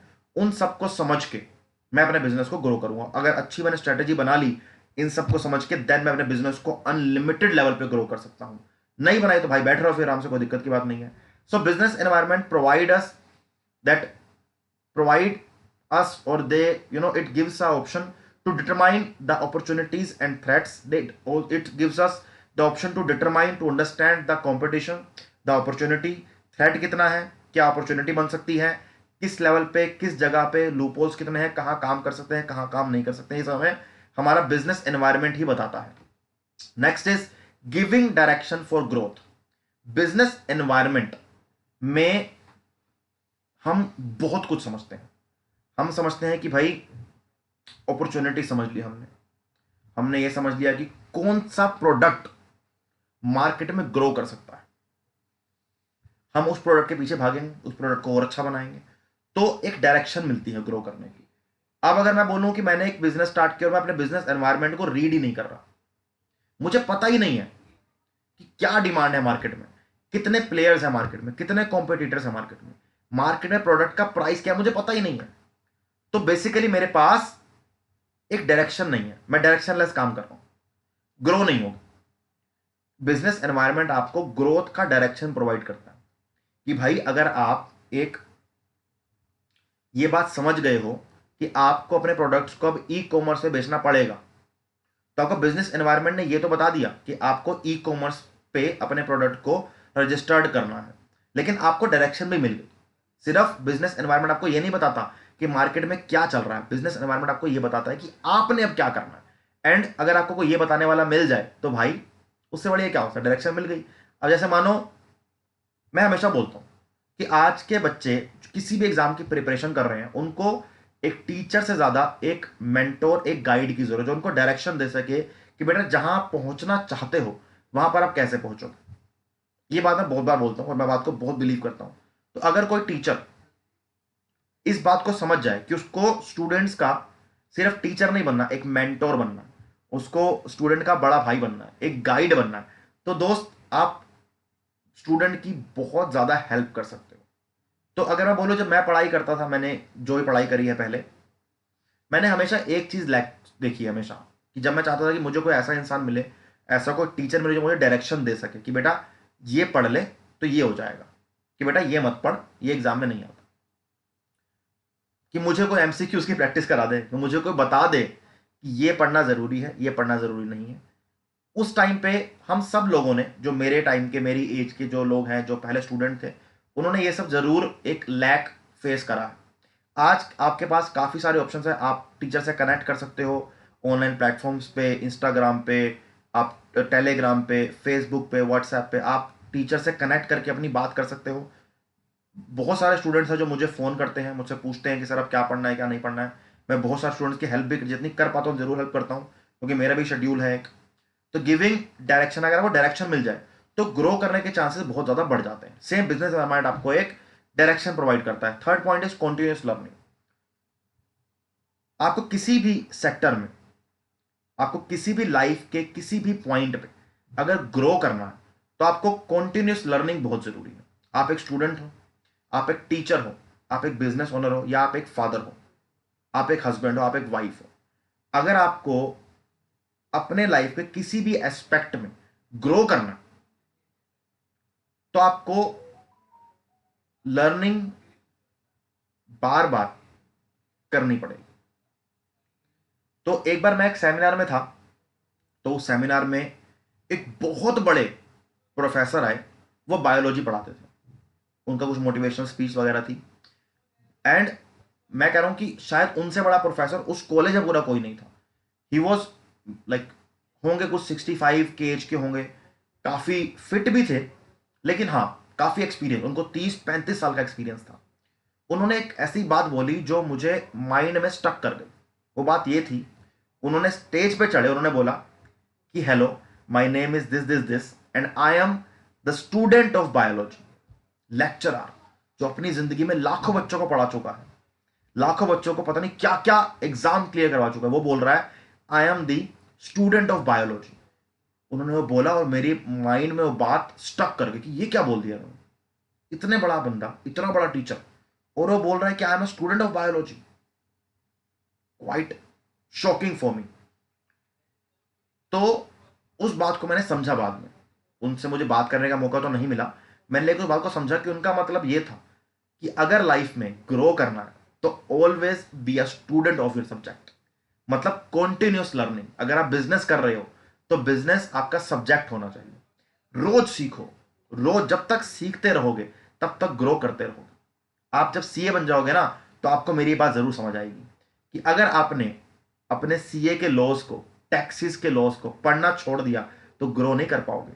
कोई सीए हो, कोई लॉयर हो, कोई आईएएस ऑफिसर हो, कोई पुलिस ऑफिसर हो, टीचर हो, मैं ही क्यों ना हो, मैं रोज पढ़ता हूं आपको पढ़ाने से पहले कि ऐसी कोई गलती ना कर दूं कि बच्चों को गलत मैसेज चला जाए। विद टाइम, कभी कभी सब्जेक्ट से रिलेटेड, कभी कभी सब्जेक्ट से नॉट रिलेटेड। अब आपसे इतनी बातें करता हूं तो ऑब्वियसली और नॉलेज होनी भी जरूरी है। तो continuous learning is very important, और बिजनेस एनवायरनमेंट हमें वो कॉन्टिन्यूस लर्निंग प्रोवाइड करता है। और कॉन्टिन्यूस लर्निंग की इंपॉर्टेंस है कि जब तक आप लर्न करते रहोगे तब तक आप ग्रो करते रहोगे। तो जो जो लोग आपको लगता है कि बिजनेस के अंदर बहुत एक अलग लेवल पे ग्रो कर चुके हैं, उन्होंने कभी भी पढ़ना नहीं छोड़ा। आप बिल गेट्स की बात कर लो, मैं ऐसे लोगों की बात करो जो लाइफ में बहुत ऊंचाइयों पे हैं। आप बिल गेट्स की बात करो, आप कोई स्टार्टअप ओनर्स की बात करो, आप उन सब में एक बात जरूर देखोगे, वो बुक्स पढ़ते हैं और पढ़ने के बाद उस बुक से जो सीखते हैं उसको इंप्लीमेंट करते हैं। ऐसे ही बिजनेस में आप लर्न करो, उस लर्निंग के बाद उसको इंप्लीमेंट करो, आपका बिजनेस बहुत चलेगा। Next is meeting competition.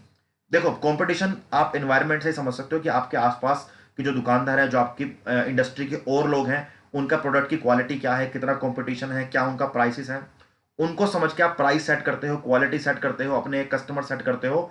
तो बिजनेस एनवायरनमेंट आपको कंपटीशन समझने की एक अपॉर्चुनिटी प्रोवाइड करता है। This is very important. Last is image building. Image building किसी भी बिजनेस के लिए बहुत बड़ी बात है। अब मानो कि मैं एक आपके सामने टीचर हूं, मैं आपको यहां पे आके 1000 ज्ञान की बातें करूं, अजीब अजीब बातें करूं, मतलब अजीब बात तो मैं नहीं करता पढ़ाते हुए, विज्ञान की बातें करोगे, बेटा स्मोक करनी करनी चाहिए, लाइफ में आगे बढ़ना है तो पढ़ते रहो, सीखते रहो, पेरेंट्स की रिस्पेक्ट करो, ये करो वो करो। लेकिन मानो कि आपको मेरी कल वीडियो दिख जाए कि जहां पर मैं किसी से लड़ाई कर रहा हूं, एब्यूजिव लैंग्वेज यूज कर रहा हूं, बहुत बदतमीजी कर रहा हूं, तो आप कहोगे यार क्लास में तो सर कुछ और बोलते हैं, यहां पर सर कुछ और बोल रहे हैं। तो इमेज बिल्डिंग वाला काम बहुत जरूरी है। तो अगर आपको अपने बिजनेस को या फिर इंडिविजुअल भी अगर आपको ग्रो करना है तो आपको एक इमेज बिल्ड करनी पड़ती है। आपको इमेज बिल्ड करने के लिए कुछ चीजों की प्रिकॉशंस लेनी पड़ती हैं। आपको इमेज बिल्ड करने के लिए बहुत चीजें सोच समझ के करनी पड़ती हैं। तो इमेज बिल्डिंग हर बिजनेस के लिए बहुत जरूरी है। अगर किसी बिजनेस का काम खराब हो जाए या फिर इमेज या उसकी मार्केट में एक गलत इमेज चली जाए तो बिजनेस खत्म हो जाएगा। इमेज बिल्डिंग बहुत जरूरी है। पॉजिटिव इमेज हर बिजनेस के लिए क्रिएट करना बहुत जरूरी है, और वो इमेज बिल्डिंग क्रिएट करने का जो अपॉर्चुनिटी हमें वो बिजनेस एनवायरनमेंट ही प्रोवाइड करता है। आप बिजनेस एनवायरनमेंट में अपने बिजनेस के बारे में लोगों को बताओगे, अब एक्सटर्नल एनवायरनमेंट में लोग भी आएंगे, आपके कस्टमर्स भी आएंगे, आपके कॉम्पिटिटर्स भी आएंगे, आपका एडवर्टाइजमेंट चीजें भी आएंगी। तो आप अपने एडवर्टाइजमेंट से, लोगों से, अपने माउथ ऑफ वर्ड से अपनी इमेज को बिल्ड करोगे। अगर आप इमेज को बिल्ड नहीं कर पाओगे तो फिर बिजनेस नहीं चल पाएगा। और बिजनेस एनवायरनमेंट ही आपको ये अपॉर्चुनिटी देगा जहां पर आप इमेज बिल्डिंग कर सकते हो। ठीक है, ये हमारे इंपॉर्टेंस थे बिजनेस एनवायरनमेंट के। तो हमने ये समझ लिया अभी तक कि बिजनेस एनवायरनमेंट क्या होता है, हमने ये समझ लिया है दोस्त कि बिजनेस एनवायरनमेंट की इंपॉर्टेंस क्या है। हमने चार्ल्स डार्विन साहब से ये मुलाकात कर ली है, इंपॉर्टेंस समझ लिया है, कैरेक्टरिस्टिक्स समझ ली है। तो अब हम नेक्स्ट बात करेंगे इस चैप्टर में, relationship between organisation and its environment. आपके सामने एक डायग्राम है, आपके सामने एक पिक्चर है। आप में से अगर किसी बच्चे ने ICAI का स्टडी मटेरियल खोल कर देखा है, मैं बहुत बच्चों को जानता हूं जो खोल के देखते भी नहीं, बाद में रोते हैं एग्जाम के बाद कि मैं फेल हो गया। बहुत बच्चों को जानता हूं ऐसे में। And it's not about only with the CA students, it is with everyone. So I remember I was taking live classes for UPSC। I think I have told you कि मैं UPSC के लिए भी इकोनॉमिक्स पढ़ाता हूं। तो मैं UPSC की इकोनॉमिक्स की क्लास ले रहा था, और वहां पर मैं कुछ, हम एक स्ट्रेटेजी की बात कर रहे थे। कुछ बच्चे थे क्लास में, 50-60 बच्चे थे, मैं कुछ लाइव क्लास ले रहा था। तो मुझसे एक लड़की ने पूछा कि सर, एक पेपर होता है CSET का, पेपर 2, पेपर में 2 पेपर होते हैं प्रीलिम्स में, पेपर 1 पेपर 2, कि सर क्या हम, मैं पेपर 2 को छोड़ के जा सकती हूँ? और ये बात उसने मुझसे पूछी एग्जाम के 2 महीने पहले। तो मुझे उस पर, देखो मुझे तो बहुत गुस्सा आया, क्योंकि यार 2 महीने रह गए हैं और तुम मुझसे इतना बचकाना क्वेश्चन पूछ रहे हो। You are preparing for IAS, जैसे आप CA की प्रिपरेशन कर रहे हो। अगर आपको यही ना पता हो BCK में चैप्टर कितने हैं, कितनी अजीब बात होगी। अगर आप में से जितने स्टूडेंट्स ये सोच रहे हैं कि हमने ये वाला डायग्राम आज तक देखा ही नहीं है, तो दोस्त पेपर क्लियर होने के चांसेस बहुत कम है, क्योंकि ये आपका डायग्राम ICAI के स्टडी मटेरियल के अंदर है। ऐसे ही मैंने उस लड़की को भी बहुत प्यार से डांटा, तो कि आप बच्चों को आप डांट नहीं सकते हो कि भाई जो लाइफ में अचीव करना चाहते हो उस पर ध्यान दो, खुद के साथ, अपने पेरेंट्स के साथ मजाक करना छोड़ो। नहीं पढ़ना तो मत पढ़ो, नहीं पढ़ा जाता छोड़ दो, जो करा जाता है वो करो, लेकिन अगर पढ़ रहे हो तो ठीक से पढ़ो। तो आपकी बुक के अंदर ये डायग्राम दिया गया है, जिस डायग्राम में क्या समझाया गया है कि बिजनेस एनवायरनमेंट में 2 चीजें बहुत जरूरी हैं, एक एक्सचेंज ऑफ इंफॉर्मेशन, एक exchange of resources. Exchange of information, exchange of resources and influence and power. Business environment का मतलब है आपके बिजनेस के आसपास की चीजें। अब बिजनेस चलाने के लिए आपको रिसोर्सेज भी चाहिए, बिजनेस चलाने के लिए आपको इंफॉर्मेशन भी चाहिए, और कुछ बिजनेस को इन्फ्लुएंस और पावर बिजनेस को चलाती है। जैसे आप पतंजलि का बिजनेस ले लो। बाबा रामदेव ने 5 साल लोगों को योगा के बारे में बोला, योगा सिखाई, हेल्थ केयर की बात करी, वेलफेयर की बात करी, ऑर्गेनिक मेडिसिन की बात करी, ऑर्गेनिक सब्जियों की बात करी, ऑर्गेनिक फ्रूट्स, ऑर्गेनिक दालें, ऑर्गेनिक चावल, इन सब के बारे में बात करी। उन्होंने बोला फर्टिलाइजर को हटा दो। जो जो बातें करते गए, उन्होंने उन सब बातों को प्रोडक्ट में कन्वर्ट करके पतंजलि को लॉन्च कर दिया। प्रोडक्ट में कन्वर्ट करके पतंजलि को लॉन्च कर दिया। अब पतंजलि कंपनी 10,000 करोड़ रुपए की कंपनी है। ये क्या है? पतंजलि कंपनी क्यों चली? अगर मानो मैं आज एक कंपनी स्टार्ट करूं, मैं बोलूं कि मैं आपको जो दाल बेच रहा हूं वो आपकी हेल्थ के लिए बहुत अच्छी है, कोई खरीदेगा? कोई नहीं खरीदेगा। क्यों चली Patanjali? Because of the influence and the power of Baba Ramdev.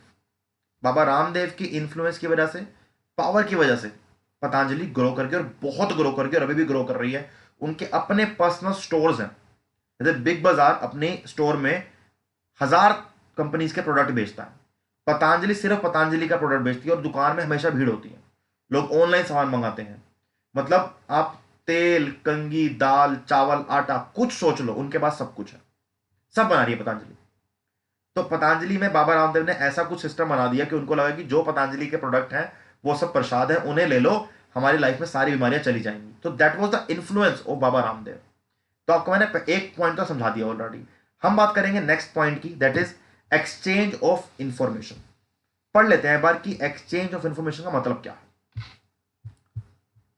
The organisation scans the external environmental variable, their behavior and changes from which it generates important information and uses it for its planning, decision making and control purpose। इस paragraph को जरूर पढ़िएगा। Exchange of information का मतलब क्या है? हमने बात क्या करी आपसे अभी कि आपके एनवायरनमेंट के अंदर आपको कुछ इंफॉर्मेशन मिलती है, जैसे कंपटीशन कितना है मार्केट में, एक इंफॉर्मेशन है। उस इंफॉर्मेशन का आप यूज करोगे स्ट्रेटेजी बनाने में। मार्केट कंडीशन क्या है, मार्केट में कौन सा प्रोडक्ट बिक रहा है, कौन सा प्रोडक्ट नहीं बिक रहा, और नहीं बिक रहा तो क्यों नहीं बिक रहा, और बिक रहा है तो क्यों बिक रहा है। This is the market condition. Information कहां से आएगी? बिजनेस एनवायरनमेंट से आएगी, उसको आप रख लोगे। अब कंपटीशन की इंफॉर्मेशन भी आ गई, मार्केट कंडीशन की इंफॉर्मेशन भी आ गई। टेक्नोलॉजिकल डेवलपमेंट क्या है? यूपीआई आ गया मार्केट में, पेटीएम आ गया मार्केट में, गूगल पे आ गया मार्केट में। ये समझ लिया तो आपने वो उसको भी गैदर कर लिया। ले भाई, 3 बिल्डिंग बन गई, एक बन गई कंपटीशन की, एक बन गई मार्केट कंडीशन की, एक बन गई टेक्नोलॉजिकल डेवलपमेंट की। 3 इंफॉर्मेशन गैदर हो गई। उसके बाद काम करने के लिए गवर्नमेंट की पॉलिसीज क्या है, टैक्स सिस्टम क्या है, रूल्स क्या है, रेगुलेशंस क्या है, उन सबको भी इकट्ठा किया, एक और बिल्डिंग बना ली। ये बिल्डिंग्स क्या बन रही है? ये बिल्डिंग्स इंफॉर्मेशन है। फिर जो लोग आसपास रहते हैं, सोशल फैक्टर क्या क्या है। मेरा प्रोडक्ट लॉन्च होके कोई मेरी दुकान तोड़ने तो नहीं आ जाएगा, किसी का सेंटिमेंट हर्ट तो नहीं होगा, किसी की इमोशंस हर्ट तो नहीं हो जाएंगे। ये सोचना बहुत जरूरी हो जाएगा। उसके बाद जो लोग आसपास रहते हैं, हम पहले ही बात कर चुके हैं कि उनकी परचेजिंग पावर कितनी है। क्या मैं प्रोडक्ट 100 रुपए का बेच रहा हूं, कोई खरीदने के लायक है, लोगों की इतनी इनकम है? भाई नहीं है, सस्ता प्रोडक्ट बेच लो, सिंपल सी बात है। अब मानो मैं एक स्लम एरिया, मैंने कपड़े की दुकान खोली, मैंने एक स्लम एरिया में कपड़े की दुकान खोली और मैं शर्ट बेच रहा हूं 5,000 रुपये, खरीदेगा कोई? कोई नहीं खरीदेगा। एक स्लम एरिया में मैंने कपड़े की दुकान खोल के मैं शर्ट बेचता हूं 5,000 रुपए की, कोई खरीदेगा? कोई नहीं खरीदेगा। So clearly I have no vision, I have no strategy, I have nothing in my mind, I am just leave it, छोड़ो क्या करना है बोल के वो बात। तो ये सब इंफॉर्मेशन मिलती है बिजनेस एनवायरनमेंट से। इन सब इंफॉर्मेशन को यूज करके हम कलेक्ट करके अपने बिजनेस की स्ट्रेटेजी बनाते हैं, डिसीजन बनाते हैं कि क्या बेचना है, कितना बेचना है, किसको बेचना है और किस प्राइस पे बेचना है। इकोनॉमिक्स में आप पढ़ चुके हो बात ये वाली, what to make, for whom to make, how to make, the 3 basic problem of an economy. यहां पर भी आप वो बात कर सकते हो। इंफॉर्मेशन गैदर करके हम ये डिसाइड करते हैं कि भाई क्या बेचूं, कहां बेचूं, किसको बेचूं, कितने का बेचूं, कि प्रोडक्ट क्या होगा, बेचने की जगह क्या होगी, ऑनलाइन बेचूं, ऑफलाइन बेचूं, मेरे कस्टमर्स कौन है, कितने का बेचूं, मेरे कस्टमर की परचेजिंग पावर कितनी है। इन सब चीजों को माइंड में रख के मैं अपना एक बिजनेस स्टार्ट करूंगा। So exchange of information is very important to start a business, और हमें वो कौन प्रोवाइड करता है? Business environment. ठीक है, next point, next is exchange of resources. Exchange of resources में बेसिकली हम 5M की बात करते हैं। First is man power, second is money, third is method, fourth is machinery, fifth is material. अब मानो मैंने एक बिजनेस स्टार्ट करना है, मैंने एक फैक्ट्री स्टार्ट करनी है। फैक्ट्री स्टार्ट करने के लिए मुझे क्या चाहिए होगा? मुझे एक लैंड चाहिए, एक जगह चाहिए, मैन पावर चाहिए, जो लेबर चाहिए वहां पे आके काम करें, पैसा चाहिए, इन्वेस्टमेंट चाहिए, मेथड चाहिए कि कैसे बनाने हैं प्रोडक्ट, उस मेथड को समझने के बाद मशीनरी चाहिए, मशीनरी को समझने के बाद रॉ मटेरियल चाहिए। अब क्या ये सब मैं अपने घर से लेके आ सकता हूं? नहीं लेके आ सकता। अब मैंने सोचा कि मुझे गुड़गांव के अंदर एक ऑफिस खोलना है। पहले पहले मैं क्या सर्च करूंगा? एक लैंड, कि भाई मुझे एक जगह चाहिए होगी, है ना। जगह के बाद मैं क्या करूंगा कि अब मेरे पास जगह आ गई, अब मैंने एक बिजनेस के लिए जगह खरीद ली। अब मेरे आसपास के एनवायरनमेंट मुझे बाकी चीजें प्रोवाइड करेगा, that is 5M। The first M is man power, second M is money, third M is method, fourth M is machine, fifth M is material. Man power क्या मतलब क्या है? जहां पर मैं ऑफिस खोल रहा हूं, मैं वहां पर अपने एनवायरनमेंट को देख के वहां से लोगों को हायर करूंगा। मेरे आसपास नहीं मिलेंगे तो अपने एनवायरनमेंट को और बढ़ाऊंगा। अब मेरे लिए तो मेरे बिजनेस में एनवायरनमेंट पूरी दुनिया एनवायरनमेंट है। मैं ऑनलाइन डालूंगा Naukri.com में, मुझे भाई इतने लोग चाहिए, ये काम है, लोग आएंगे इंटरव्यू देने के लिए, उनका इंटरव्यू लूंगा, उनको नौकरी में रख लूंगा। तो मुझे बिजनेस एनवायरनमेंट ने रिसोर्स क्या प्रोवाइड किया? First resource is man power, जो मुझे बिजनेस एनवायरनमेंट प्रोवाइड करेगा। Second resource is money. अब मुझे लोन चाहिए, लोन मैं कहां से लूंगा? या तो किसी से इन्वेस्टमेंट लूंगा, अब इंटरनल नहीं होता एक्सटर्नल हुआ, and when I am talking about the sub external environment, so we are talking about the business environment. So या तो लोन लूंगा बैंक से, बैंक बाहर का एनवायरनमेंट हो गया, दैट इज कि मुझे बिजनेस एनवायरनमेंट रिसोर्स प्रोवाइड कर रहा है, यानी कि रिसोर्स क्या है, मनी, लोन, इन्वेस्टमेंट, पैसा, capital, simple. Third is method, मैं बाहर के लोग, अब सब कुछ मुझे तो नहीं आता। अब मानो कि मुझे ये ग्लास बनाना आता है, पानी पी ले, मानो कि मुझे एक ग्लास बनाना आता है, क्या जिस दिन मैं पैदा हुआ मुझे एक ग्लास बनाना आता था? भाई ऑब्वियसली नहीं आता था।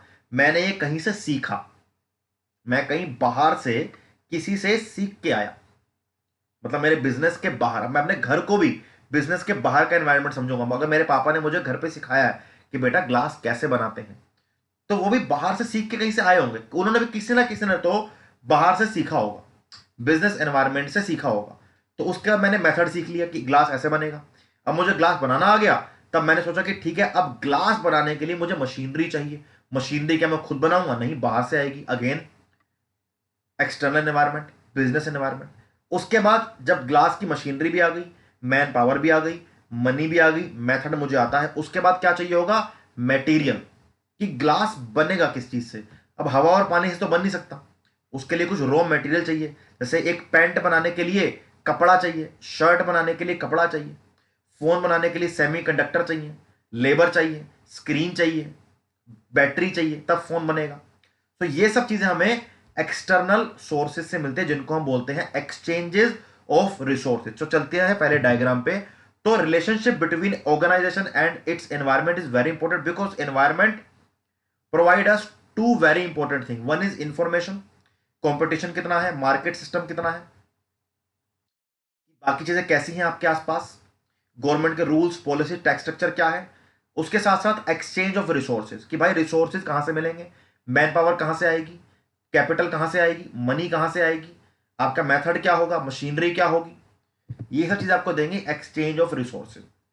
नेक्स्ट हमने बात करी exchange of influence and power, जो हम ऑलरेडी समझ चुके हैं। हमने आपको भाई साहब हमारे बाबा रामदेव का एग्जांपल दिया था, उसको एग्जांपल को माइंड में रखो।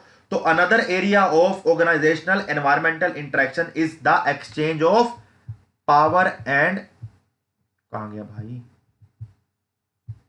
Power and influence. The external environment hold considerable power over the organization, both by virtue of its being more inclusive as also by virtue of its command over resources, information and other inputs. अब मानो मुझे, मेरा mining का business है, मानो मेरे पता ना माइनिंग क्या होती है, इतने बेवकूफ तो नहीं हो गए। तो मेरा माइनिंग का बिजनेस है, मैं अपने माइन पे गया और मैंने देखा लेबर स्ट्राइक पे। मैंने कहा भाई क्या बात हो गई? कह रहा हमारी सैलरी बढ़ाओ। मैंने पैसा ही नहीं है। कह रहा ठीक है बैठे, नहीं करते काम। मैंने बैठ रहा, एटीट्यूड है भाई, पैसा है, माइनिंग करोड़ों अरबों रुपए की बात हो रही है। चला गया ऑफिस में, एक महीना बीत गया, 1.5 महीना बीत गया, पीछे से सप्लायर के फोन आ रहे कि सर जी माल भेज दो, नहीं तो हम कहीं और से ले लेंगे। अब प्रेशर बनना स्टार्ट हुआ। अब प्रेशर बनना स्टार्ट होगा तो मैं जाऊंगा लेबर के पास, क्या जी बताओ मालिक को की चाहिए है, क्या चाहिए? तो बताएंगे भाई सैलरी बढ़ाओ 20%। मैं कहूँ सर बढ़ जाएगी, ये बात पहले मान लेता तो काम स्टार्ट हो जाता, 20 की जगह 15% मान जाते, अब तो 20 पे मानेंगे। तो बिजनेस एनवायरनमेंट बिजनेस पे या बिजनेस ओनर पे एक इन्फ्लुएंस, एक पावर का काम भी करता। हमने एक एग्जांपल पतंजलि का लिया, हमने एक एग्जांपल लेबर का लिया कि labour is also part of business environment. अगर हम लेबर को बाहर से ले, वैसे तो लेबर एक इंटरनल एनवायरनमेंट है, लेकिन जब लेबर बाहर चली गई है, जब वो स्ट्राइक के बैठ गया, तो वो एक बाहर का एनवायरनमेंट, बिजनेस एनवायरनमेंट के बाहर का एनवायरनमेंट हो गया। उन्होंने बोला कि आप जब हमारी सैलरी बढ़ाओगे हम तब अंदर आके काम करेंगे। तो वो आपके ऊपर एक रिसोर्स की तरह आपके ऊपर इन्फ्लुएंस और पावर वाला काम कर रहे हैं कि आपका जो, आप मानो बाहर से आप रॉ मटेरियल मंगवाते हो, मानो मेरी फैक्ट्री है, मेरी फैक्ट्री में जीन्स बनती है, मुझे जीन्स के लिए जीन्स का कपड़ा चाहिए। मैंने फोन किया सप्लायर को, मैंने कहा भाई 1000 किलो कपड़ा भेज दे। उसने कहा भाई 20 रुपए किलो रेट बढ़ गया। मैंने कहा भेज चल, मैं क्या था अकड़े बोल दिया मैंने, लेकिन मुझे कपड़ा मंगवाना पड़ेगा उससे, मैं भी जानता हूं वो भी जानता कि वो भी बैठा रहेगा, भाई कोई बात नहीं भाई। तो उस इंसान का मेरे ऊपर इन्फ्लुएंस, पावर, एक तरीके से एक आप नेगेटिव मत समझो इस चीज को, लेकिन सब चीज आपस में कनेक्टेड है। जब चीजें आपस में कनेक्टेड है तो एक दूसरे का एक दूसरे पे इन्फ्लुएंस जरूर होगा। मेरा भी उस पर इन्फ्लुएंस है। अगर मैं उससे रॉ मटेरियल, अपने कपड़े का रॉ मटेरियल लेना बंद कर दूंगा तो उसका बिजनेस भी नहीं चलेगा। वो मुझे फोन करेगा, भाई ले लो, 10 रुपए कम ले लो। लेकिन अभी मुझे पता है कि मुझे जरूरत है, तो उसका इन्फ्लुएंस ज्यादा है। कल को उसको नीड होगी तो मेरा इन्फ्लुएंस बढ़ जाएगा। तो it is all about the game of influence and power. तो तीन चीजें हैं। अगर हम ऑर्गेनाइजेशन और एनवायरनमेंट के बीच में एक रिलेशनशिप क्रिएट करना चाहते हैं तो वहां पे इंफॉर्मेशन से कर सकते हो, रिसोर्सेज से कर सकते हो, और इन्फ्लुएंस एंड पावर से कर सकते हो। नेक्स्ट हम बात करेंगे भाई एनवायरमेंटल इन्फ्लुएंस ऑन बिजनेस। अब एनवायरमेंटल का इन्फ्लुएंस बहुत तगड़ा होता है। अगर आपको बिजनेस स्टार्ट कर रहे हो, ये बात वैसे हम ऑलरेडी समझ चुके हैं, इसमें कुछ अलग नहीं समझेंगे, हम सिर्फ एक केस स्टडी लेके चलेंगे छोटी सी इसके अंदर, कैडबरी की। तो सिंपल सी बात तो देखो यार, पढ़ लेते पहले यहां पे। The business must continuously monitor and adapt to the environment if it is to survive and prosper. A successful business has to identify, appraise and respond to the various opportunities and threats in its environment. हम इस बारे में सारी बात कर चुके हैं। जो हमने बात करी थी ई कॉमर्स की, फूड एप्लीकेशंस की, हमने बात करी थी आपसे ऑनलाइन कोचिंग की, ऑफलाइन कोचिंग की, हमने बात करी माइंस की, रॉ मटेरियल की। ये सब बात हम कर चुके हैं। एनवायरमेंट को समझना बहुत जरूरी है, otherwise we won't be able to survive. एक केस स्टडी समझिए कैडबरी की, ये आपके एक आईसीआई के मटेरियल के अंदर दी भी गई है। क्या हुआ एक बार कि कैडबरी के ना प्रोडक्ट के अंदर कीड़े पाए गए, मतलब वॉर्म्स पाए गए। कीड़े तो थोड़ा सा वर्ड फिर नेगेटिव हो गया, लेकिन मैं चाहता हूं कि सब बच्चों को समझ आए कि वॉर्म्स क्या होता है। वॉर्म्स का मतलब है व्हाइट कलर के कीड़े। तो कैडबरी की चॉकलेट्स के अंदर वॉर्म्स पाए गए, कीड़े पाए गए। तो भाई कंप्लेंट आई ऑल ओवर इंडिया से। इस बॉक्स के अंदर देखो बात लिखी हुई है, that complaint received across India of worms in chocolates few years back.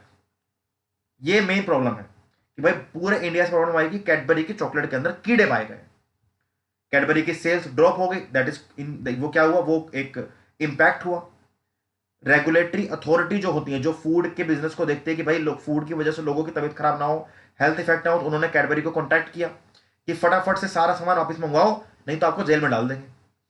Example दे रहा हूं कि आपको पेनल्टी लगेगी, फटाफट सब कुछ करो। तो कैडबरी ने क्या किया, कैडबरी ने एकदम फटाफट। अब कैडबरी का फाइट बैक देखो क्या है। कैडबरी ने एक इन हाउस इन्वेस्टिगेशन स्टार्ट करी। इन हाउस इन्वेस्टिगेशन में यह पाया गया कि जब हम सामान को भेज देते हैं तो because of the different weather in different states, कहीं पर तुम्हारा प्रोडक्ट सस्टेन कर जाता है लेकिन कहीं प्रोडक्ट सस्टेन नहीं कर सकता। तो उन्होंने एक, आप देखो आपके सामने देखो, ये है, ये बॉक्स है। आप इस बॉक्स को ना हर दुकान पर देखोगे कि चॉकलेट इसी बॉक्स में रखी हुई है। उन्होंने ऐसा एक बॉक्स बनाया कि जहां पर अगर आप चॉकलेट को रख रहे हो तो चॉकलेट फ्रेश रहेगी, काफी टाइम तक खराब नहीं होगी। यह बॉक्स कैडबरी ने हर दुकान तक पहुंचाया, हर सप्लायर तक पहुंचाया। पूरी पैकेजिंग चेंज कर दी, पूरे प्रोडक्ट को चेंज कर दिया। इसको बोलते हैं वाईसी कूलर या वीसी कूलर, जिसके अंदर चॉकलेट्स खराब नहीं होती, सेफ रहती है। वोल्टा के साथ मिलकर उन्होंने प्रोडक्ट क्रिएट किया। इस प्रोडक्ट को क्रिएट करने के बाद उन्होंने बोला कि भाई फाइनल कंज्यूमर जब तक चॉकलेट को नहीं खरीद देता तब तक चॉकलेट हमारी इस एक कूलर के अंदर, वीसी कूलर के अंदर ही सप्लाई होंगी। इससे दो चीजें हुई, उन्होंने लोगों का ट्रस्ट गेन किया। सेकंड, जब उनको पता लगा कि कुछ प्रॉब्लम आई है तो उन्होंने उसको इग्नोर ना करके, लोगों को बेवकूफ ना बना के, लोगों की हेल्थ के बारे में सोच के उन्होंने अपने प्रोडक्ट को इंप्रूव किया, पैकेजिंग को इंप्रूव किया। उन्होंने बॉक्स बनाया, बहुत खर्चा किया लोगों को ये दिखाने के लिए, हाँ, that we care about you, you are not just a customer for us, you are just like a family, कि हमारे सारे कस्टमर हमारी फैमिली हैं। तो हमने उनको समझ के हमारे प्रोडक्ट को चेंज कर दिया है। अब आप कैडबरी का प्रोडक्ट दोबारा खरीद सकते हो। हाँ, टाइम लगा कैडबरी की सेल्स को बढ़ने में, लेकिन सेल्स बढ़ गई। और उन्होंने ये सब काम सिर्फ 90 डेज में किया। तो आने वाले 45 डेज में आप अपना एग्जाम तो क्लियर कर सकते हो। अगर कैडबरी पूरी इंडिया की सेल को चेंज कर सकती है, पूरे प्रोडक्ट को चेंज कर सकती है, तो आप आने वाले 45 डेज में अपना एक एग्जाम तो क्लियर कर सकते हो। सिंपल, मोटिवेशन भी हो गया और पढ़ाई भी होगी। अब लेसन क्या लर्न किए कैडबरी ने, से फर्स्ट लेसन देखते हैं। Respect of the complain and taking note of the fact that chocolates had worms. Second, adapting to change the packaging in a record-breaking time. Managing the crisis at the company properly and keeping employee morale high. Influence the market with great comeback ad campaign. उन्होंने क्या किया, उन्होंने उस problem को समझा, ignore नहीं किया, problem को समझा, कंप्लेंट को समझा कि वर्म्स हैं तो प्रॉब्लम को सॉल्व करो। रिकॉर्ड ब्रेकिंग टाइम है, 90 डेज में पूरा सिस्टम चेंज कर दिया, पैकेजिंग चेंज कर दी, सप्लाई चेंज कर दी। उसके बाद क्राइसिस को मैनेज किया प्रॉपरली। अपने एम्प्लॉयज को यह नहीं बोला कि लॉस हो गया निकल जाओ, उन्होंने अपने एम्प्लॉय को समझाया कि हमने 90 डेज में करके दिखाएंगे, आप घबराओ मत, और सबने मिलकर वो अचीव किया और एक बढ़िया एड कैंपेन के साथ मार्केट में कमबैक किया। और right now Cadbury is the leader in chocolate market in India. अब आप कैडबरी और चॉकलेट इंडिया में एक मानो ना एक साथ में चलते हैं नाम, कि कैडबरी का मतलब ही चॉकलेट है, चॉकलेट का मतलब ही कैडबरी है। अब कुछ कुछ प्रोडक्ट आगे जो लोग खरीदते हैं, लेकिन अभी भी आप नॉर्मल देखो तो कैडबरी इतनी बिकती है कि बाकी कोई प्रोडक्ट की लिमिट ही नहीं है, उसके आगे कैडबरी की बिकने की लिमिट ही नहीं है। तो that was the Cadbury's fight back and it is a simple case study about the Cadbury के साथ जो हुआ था और कैडबरी ने क्या रिएक्शन दिखाए थे।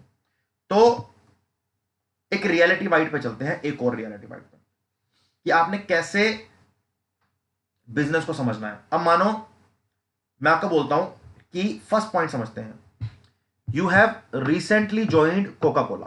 मानो आपने कोका कोला रिसेंटली ज्वाइन किया एज अ मैनेजर, आपने कोका कोला रिसेंटली ज्वाइन किया as a manager and your first assignment is to prepare a mind map and list out all the factors affecting the brand Coca Cola. It में include all the factors such as positive, negative, good and bad. अब आपने Coca Cola join करा और आपको आपके manager ने बोला कि देखो आपने एज अ मैनेजर ज्वाइन किया है, आपने शुरू के 1 महीने कुछ नहीं करना, आपने सिर्फ ये देखना है, आपने सारे फैक्टर्स को एनालाइज करना है। अब वो आपके फैक्टर पॉजिटिव भी हो सकते हैं, नेगेटिव भी हो सकते हैं, गुड और बैड दोनों हो सकते हैं। ये आपका रियलिटी बाइट, ये भी एक तरह केस स्टडी है। हम इसको समझते हैं। अब क्या हुआ, अब मैंने कोका कोला को ज्वाइन किया, मैंने 1 महीना काम किया और अब मैंने नेक्स्ट पेज बताऊंगा मैंने क्या किया। मैंने कोका कोला ज्वाइन करने के बाद अपने पूरे एनालाइज करने के बाद 2 चीजों में डिवाइड किया कि मैं किस किस को एनालाइज करूंगा। मैंने बोला एक मैं काम करूंगा इंटरनली एनालाइज करूंगा, फिर मैं एनालाइज करूंगा एक्सटर्नली। इंटरनली में क्या क्या एनालाइज करूंगा कि कोका कोला का डिस्ट्रीब्यूशन नेटवर्क कैसा है, फिर मैं एनालाइज करूंगा स्ट्रेटेजी टू कॉन्कर कॉम्पिटिटर्स, फिर मैं एनालाइज करूंगा स्कीम एंड प्रमोशन, फिर एनालाइज करूंगा पैकेजिंग।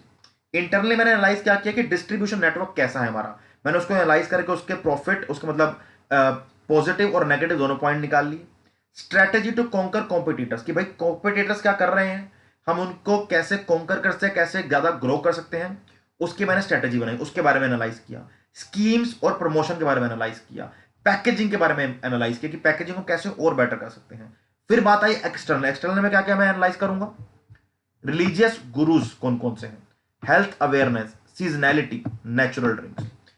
एक्सटर्नली मैंने क्या एनालाइज किया, देखो यहां पर हम पहली बात तो बात करें एनवायरमेंटल एनालिसिस की। एनवायरमेंटल एनालिसिस क्या होता है, एनवायरमेंटल एनालिसिस क्यों जरूरी है। जब हम एनवायरमेंटल एनालिसिस की बात करते हैं ना दोस्त, तो हम इंटरनल और एक्सटर्नल दोनों एनालिसिस की बात करते हैं। तो जैसे मैंने एनवायरमेंट में एनालिसिस की बात करी तो मैंने इंटरनल एनालिसिस और एक्सटर्नल एनालिसिस दोनों की बात कर रहा हूं। मैंने इंटरनली में distribution network, strategy to conquer competitors, scheme and promotion और पैकेजिंग, ये मेरे इंटरनल एनालिसिस में आएगा। एक्सटर्नल में मेरा क्या आएगा कि जो हम कोका कोला प्रोडक्ट बेच रहे हैं, तो बहुत सारे रिलीजियस गुरु ये बोलते हैं कि कोका कोला के प्रोडक्ट नहीं पीना चाहिए, it is not good for your health. Health awareness campaign चल रहे हैं तो उनको समझना कि क्यों चल रहे हैं, उनको समझ के अपनी एड कैंपेन को चेंज करना। सीजनैलिटी, कि किस सीजन में कोका कोला ज्यादा बिकती है, किस सीजन में कोका कोला कम बिकती है, तो दूसरे सीजन में कैसे उसकी हमने इस सीजन में कोका कोला कम बिक रही है उसकी सेल को कैसे हम ग्रो कर सकते हैं। Last point is natural drinks, कि कोका कोला के कंपटीशन में कौन कौन सी नेचुरल ड्रिंक्स हैं जो हमें इंपैक्ट कर रही हैं, क्योंकि लोगों का जो माइंड है वो बदल रहा है। लोग चाहते हैं कि नेचुरल ड्रिंक्स पिए, अपनी हेल्थ का ध्यान रखें, तो कोका कोला कैसे उस मार्केट को कॉन्कर कर सकती है। तो ये एनवायरमेंटल का एक एनालिसिस है जो एक एम्प्लॉय को दिया गया। मैं आपको बात क्यों बता रहा हूं, because it is a part of your case study. अगर आपको बातें समझ आएंगी तो आप इजीली क्वेश्चन सोल्व कर सकते हो।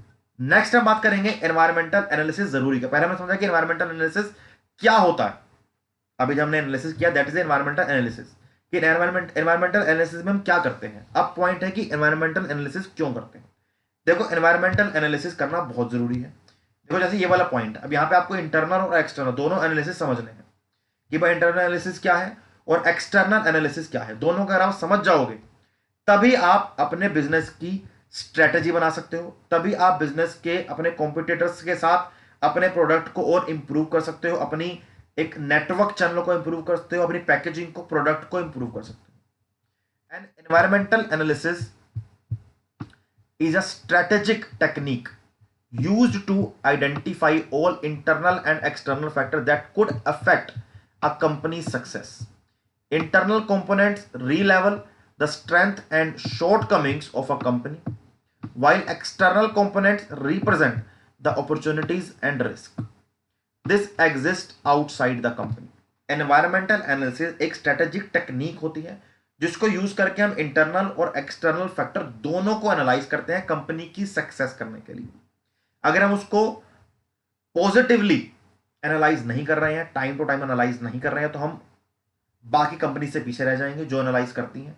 अगर हम उसको टाइम टू टाइम एनालाइज करके खुद के प्रोडक्ट को इंप्रूव करते हैं, और हर बड़ी कंपनी ऐसा करती है। एक रिसर्च और डेवलपमेंट की अलग विंग होती है हर कंपनी में, जिनका काम यही होता है कि भाई एनालाइज करो, एनालाइज करके प्रोडक्ट को बेटर बनाओ। अब कंपोनेंट दो तरीके होते हैं, एक इंटरनल कंपोनेंट, एक एक्सटर्नल कंपोनेंट। इंटरनल कंपोनेंट मतलब क्या है कि स्ट्रेंथ और शॉर्टकमिंग्स कंपनीज के अंदर, जैसे यहां पे देखा ना हमने, इंटरनल में डिस्ट्रीब्यूशन नेटवर्क, स्ट्रेटेजी, हमारी स्कीम, प्रमोशन, पैकेजिंग, ये सब इंटरनल मैटर हुआ। फिर हमारा होगा एक्सटर्नल कंपोनेंट। एक्सटर्नल में क्या होगा, रिलीजियस गुरु, कि ऐसे कौन से हमारे कैंपेन चल रहे हैं हेल्थ अवेयरनेस के, रिलीजियस गुरु कैसे कौन कौन से हैं जो बोल रहे हैं कोका कोला मत पियो, क्यों ना पियो। सीजनैलिटी, किस सीजन में ज्यादा बिकती है, कम बिकती है, नेचुरल ड्रिंक कौन सी है, कॉम्पिटिटर कौन कौन से हैं, ये सब एक्सटर्नल कंपोनेंट्स हैं। ये सब क्यों होगा, जिससे हम अपने फ्यूचर को प्रिडिक्ट कर सकते हैं एनालाइज करके। अचीवमेंट ऑफ बिजनेस गोल्स, अपने बिजनेस गोल्स को अचीव कर सकते हैं इससे। इंक्रीजिंग ऑर्गेनाइजेशन इफेक्टिवनेस, डेफिनेटली अगर मैं इंटरनली एनालाइज कर रहा हूं अपने बिजनेस सेटअप को और मुझे कुछ कमी दिखती है, एनालाइज नहीं करूंगा तो कमी नहीं दिखेगी, कमी दिखेगी तभी मैं कमी को इंप्रूव करूंगा, जिससे मेरी ऑर्गेनाइजेशन में इफेक्टिवनेस आएगी, इंप्रूवनेस आएगी। Last is develop a response strategy. जब मैं एनालाइज करूंगा, प्रॉब्लम को एनालाइज करूंगा, प्रॉब्लम को देखूंगा ये प्रॉब्लम है, तभी उसके बाद मैं एक रिस्पॉन्स स्ट्रेटेजी के साथ कम बैक करूंगा और एक डेवलप करूंगा रिस्पॉन्स स्ट्रेटेजी को, और हर पॉइंट को, नेगेटिव पॉइंट को पॉजिटिव में कन्वर्ट करने का ट्राई करेंगे। This is all about the environmental analysis. इसके बाद आज की क्लास का हमारा ये आज का लास्ट टॉपिक था कि एनवायरमेंटल एनालिसिस का जरूरत क्या होती है। बहुत सिंपली हमने सब चीजों को कवर किया है, यानी कि चाहे मैं स्टार्टिंग से लेकर एंड तक आज बात करूं, हमने हर चीज में एग्जांपल दिया है, हमने काफी अच्छे तरीके से ट्राई किया है समझने का, आपने मैंने दोनों ने, और आई एम श्योर कि आपको चीजें समझ इजीली आएंगी। अगर कोई बात समझ नहीं आती है तो प्लीज उसको कमेंट बॉक्स में लिखो, मैं खुद कमेंट बॉक्स में आके आपको रिप्लाई करके बात समझा दूंगा। इसके बाद अगर आप चाहते हो कि आप कुछ स्पेशल क्लासेस हम करते हैं अनअकैडमी ऐप पे, तो आप अनअकैडमी की ऐप को डाउनलोड करो, आप स्पेशल क्लासेस फ्री में देख सकते हो। और अगर आपको कोई स्पेशल क्लासेस अनलॉक करने के लिए मेरे कोड की जरूरत है तो you can use my code Sahil M, और आप मेरे कोड को यूज करके फ्री क्लासेस को अनलॉक कर सकते हो और अपनी फ्री क्लासेस देख सकते हो। इसके बाद हम आज के लेक्चर को यहीं पे खत्म करते हैं। Thank you so much for watching our lecture. I am sure कि हमारे लेक्चर से आपकी प्रिपरेशन में काफी हेल्प मिल रही होगी। आपके नवंबर तक मैं आपका BCK और बिजनेस इकोनॉमिक्स का पूरा सिलेबस कवर करा दूंगा। हमारे साथ जुड़े रहिए, पूरी मेहनत कीजिए जैसे कि मैं कर रहा हूं, बाकी एडुकेटर्स कर रहे हैं। चैनल को लाइक करो, चैनल को तो लाइक नहीं कर सकते, चैनल को सब्सक्राइब करो, वीडियो को लाइक करो। अगर आपको लगता है कि आपके किसी फ्रेंड को इस वीडियो की जरूरत है तो उसको शेयर करो। थैंक यू सो मच, मिलते हैं बहुत जल्दी अपने अगले लेक्चर में।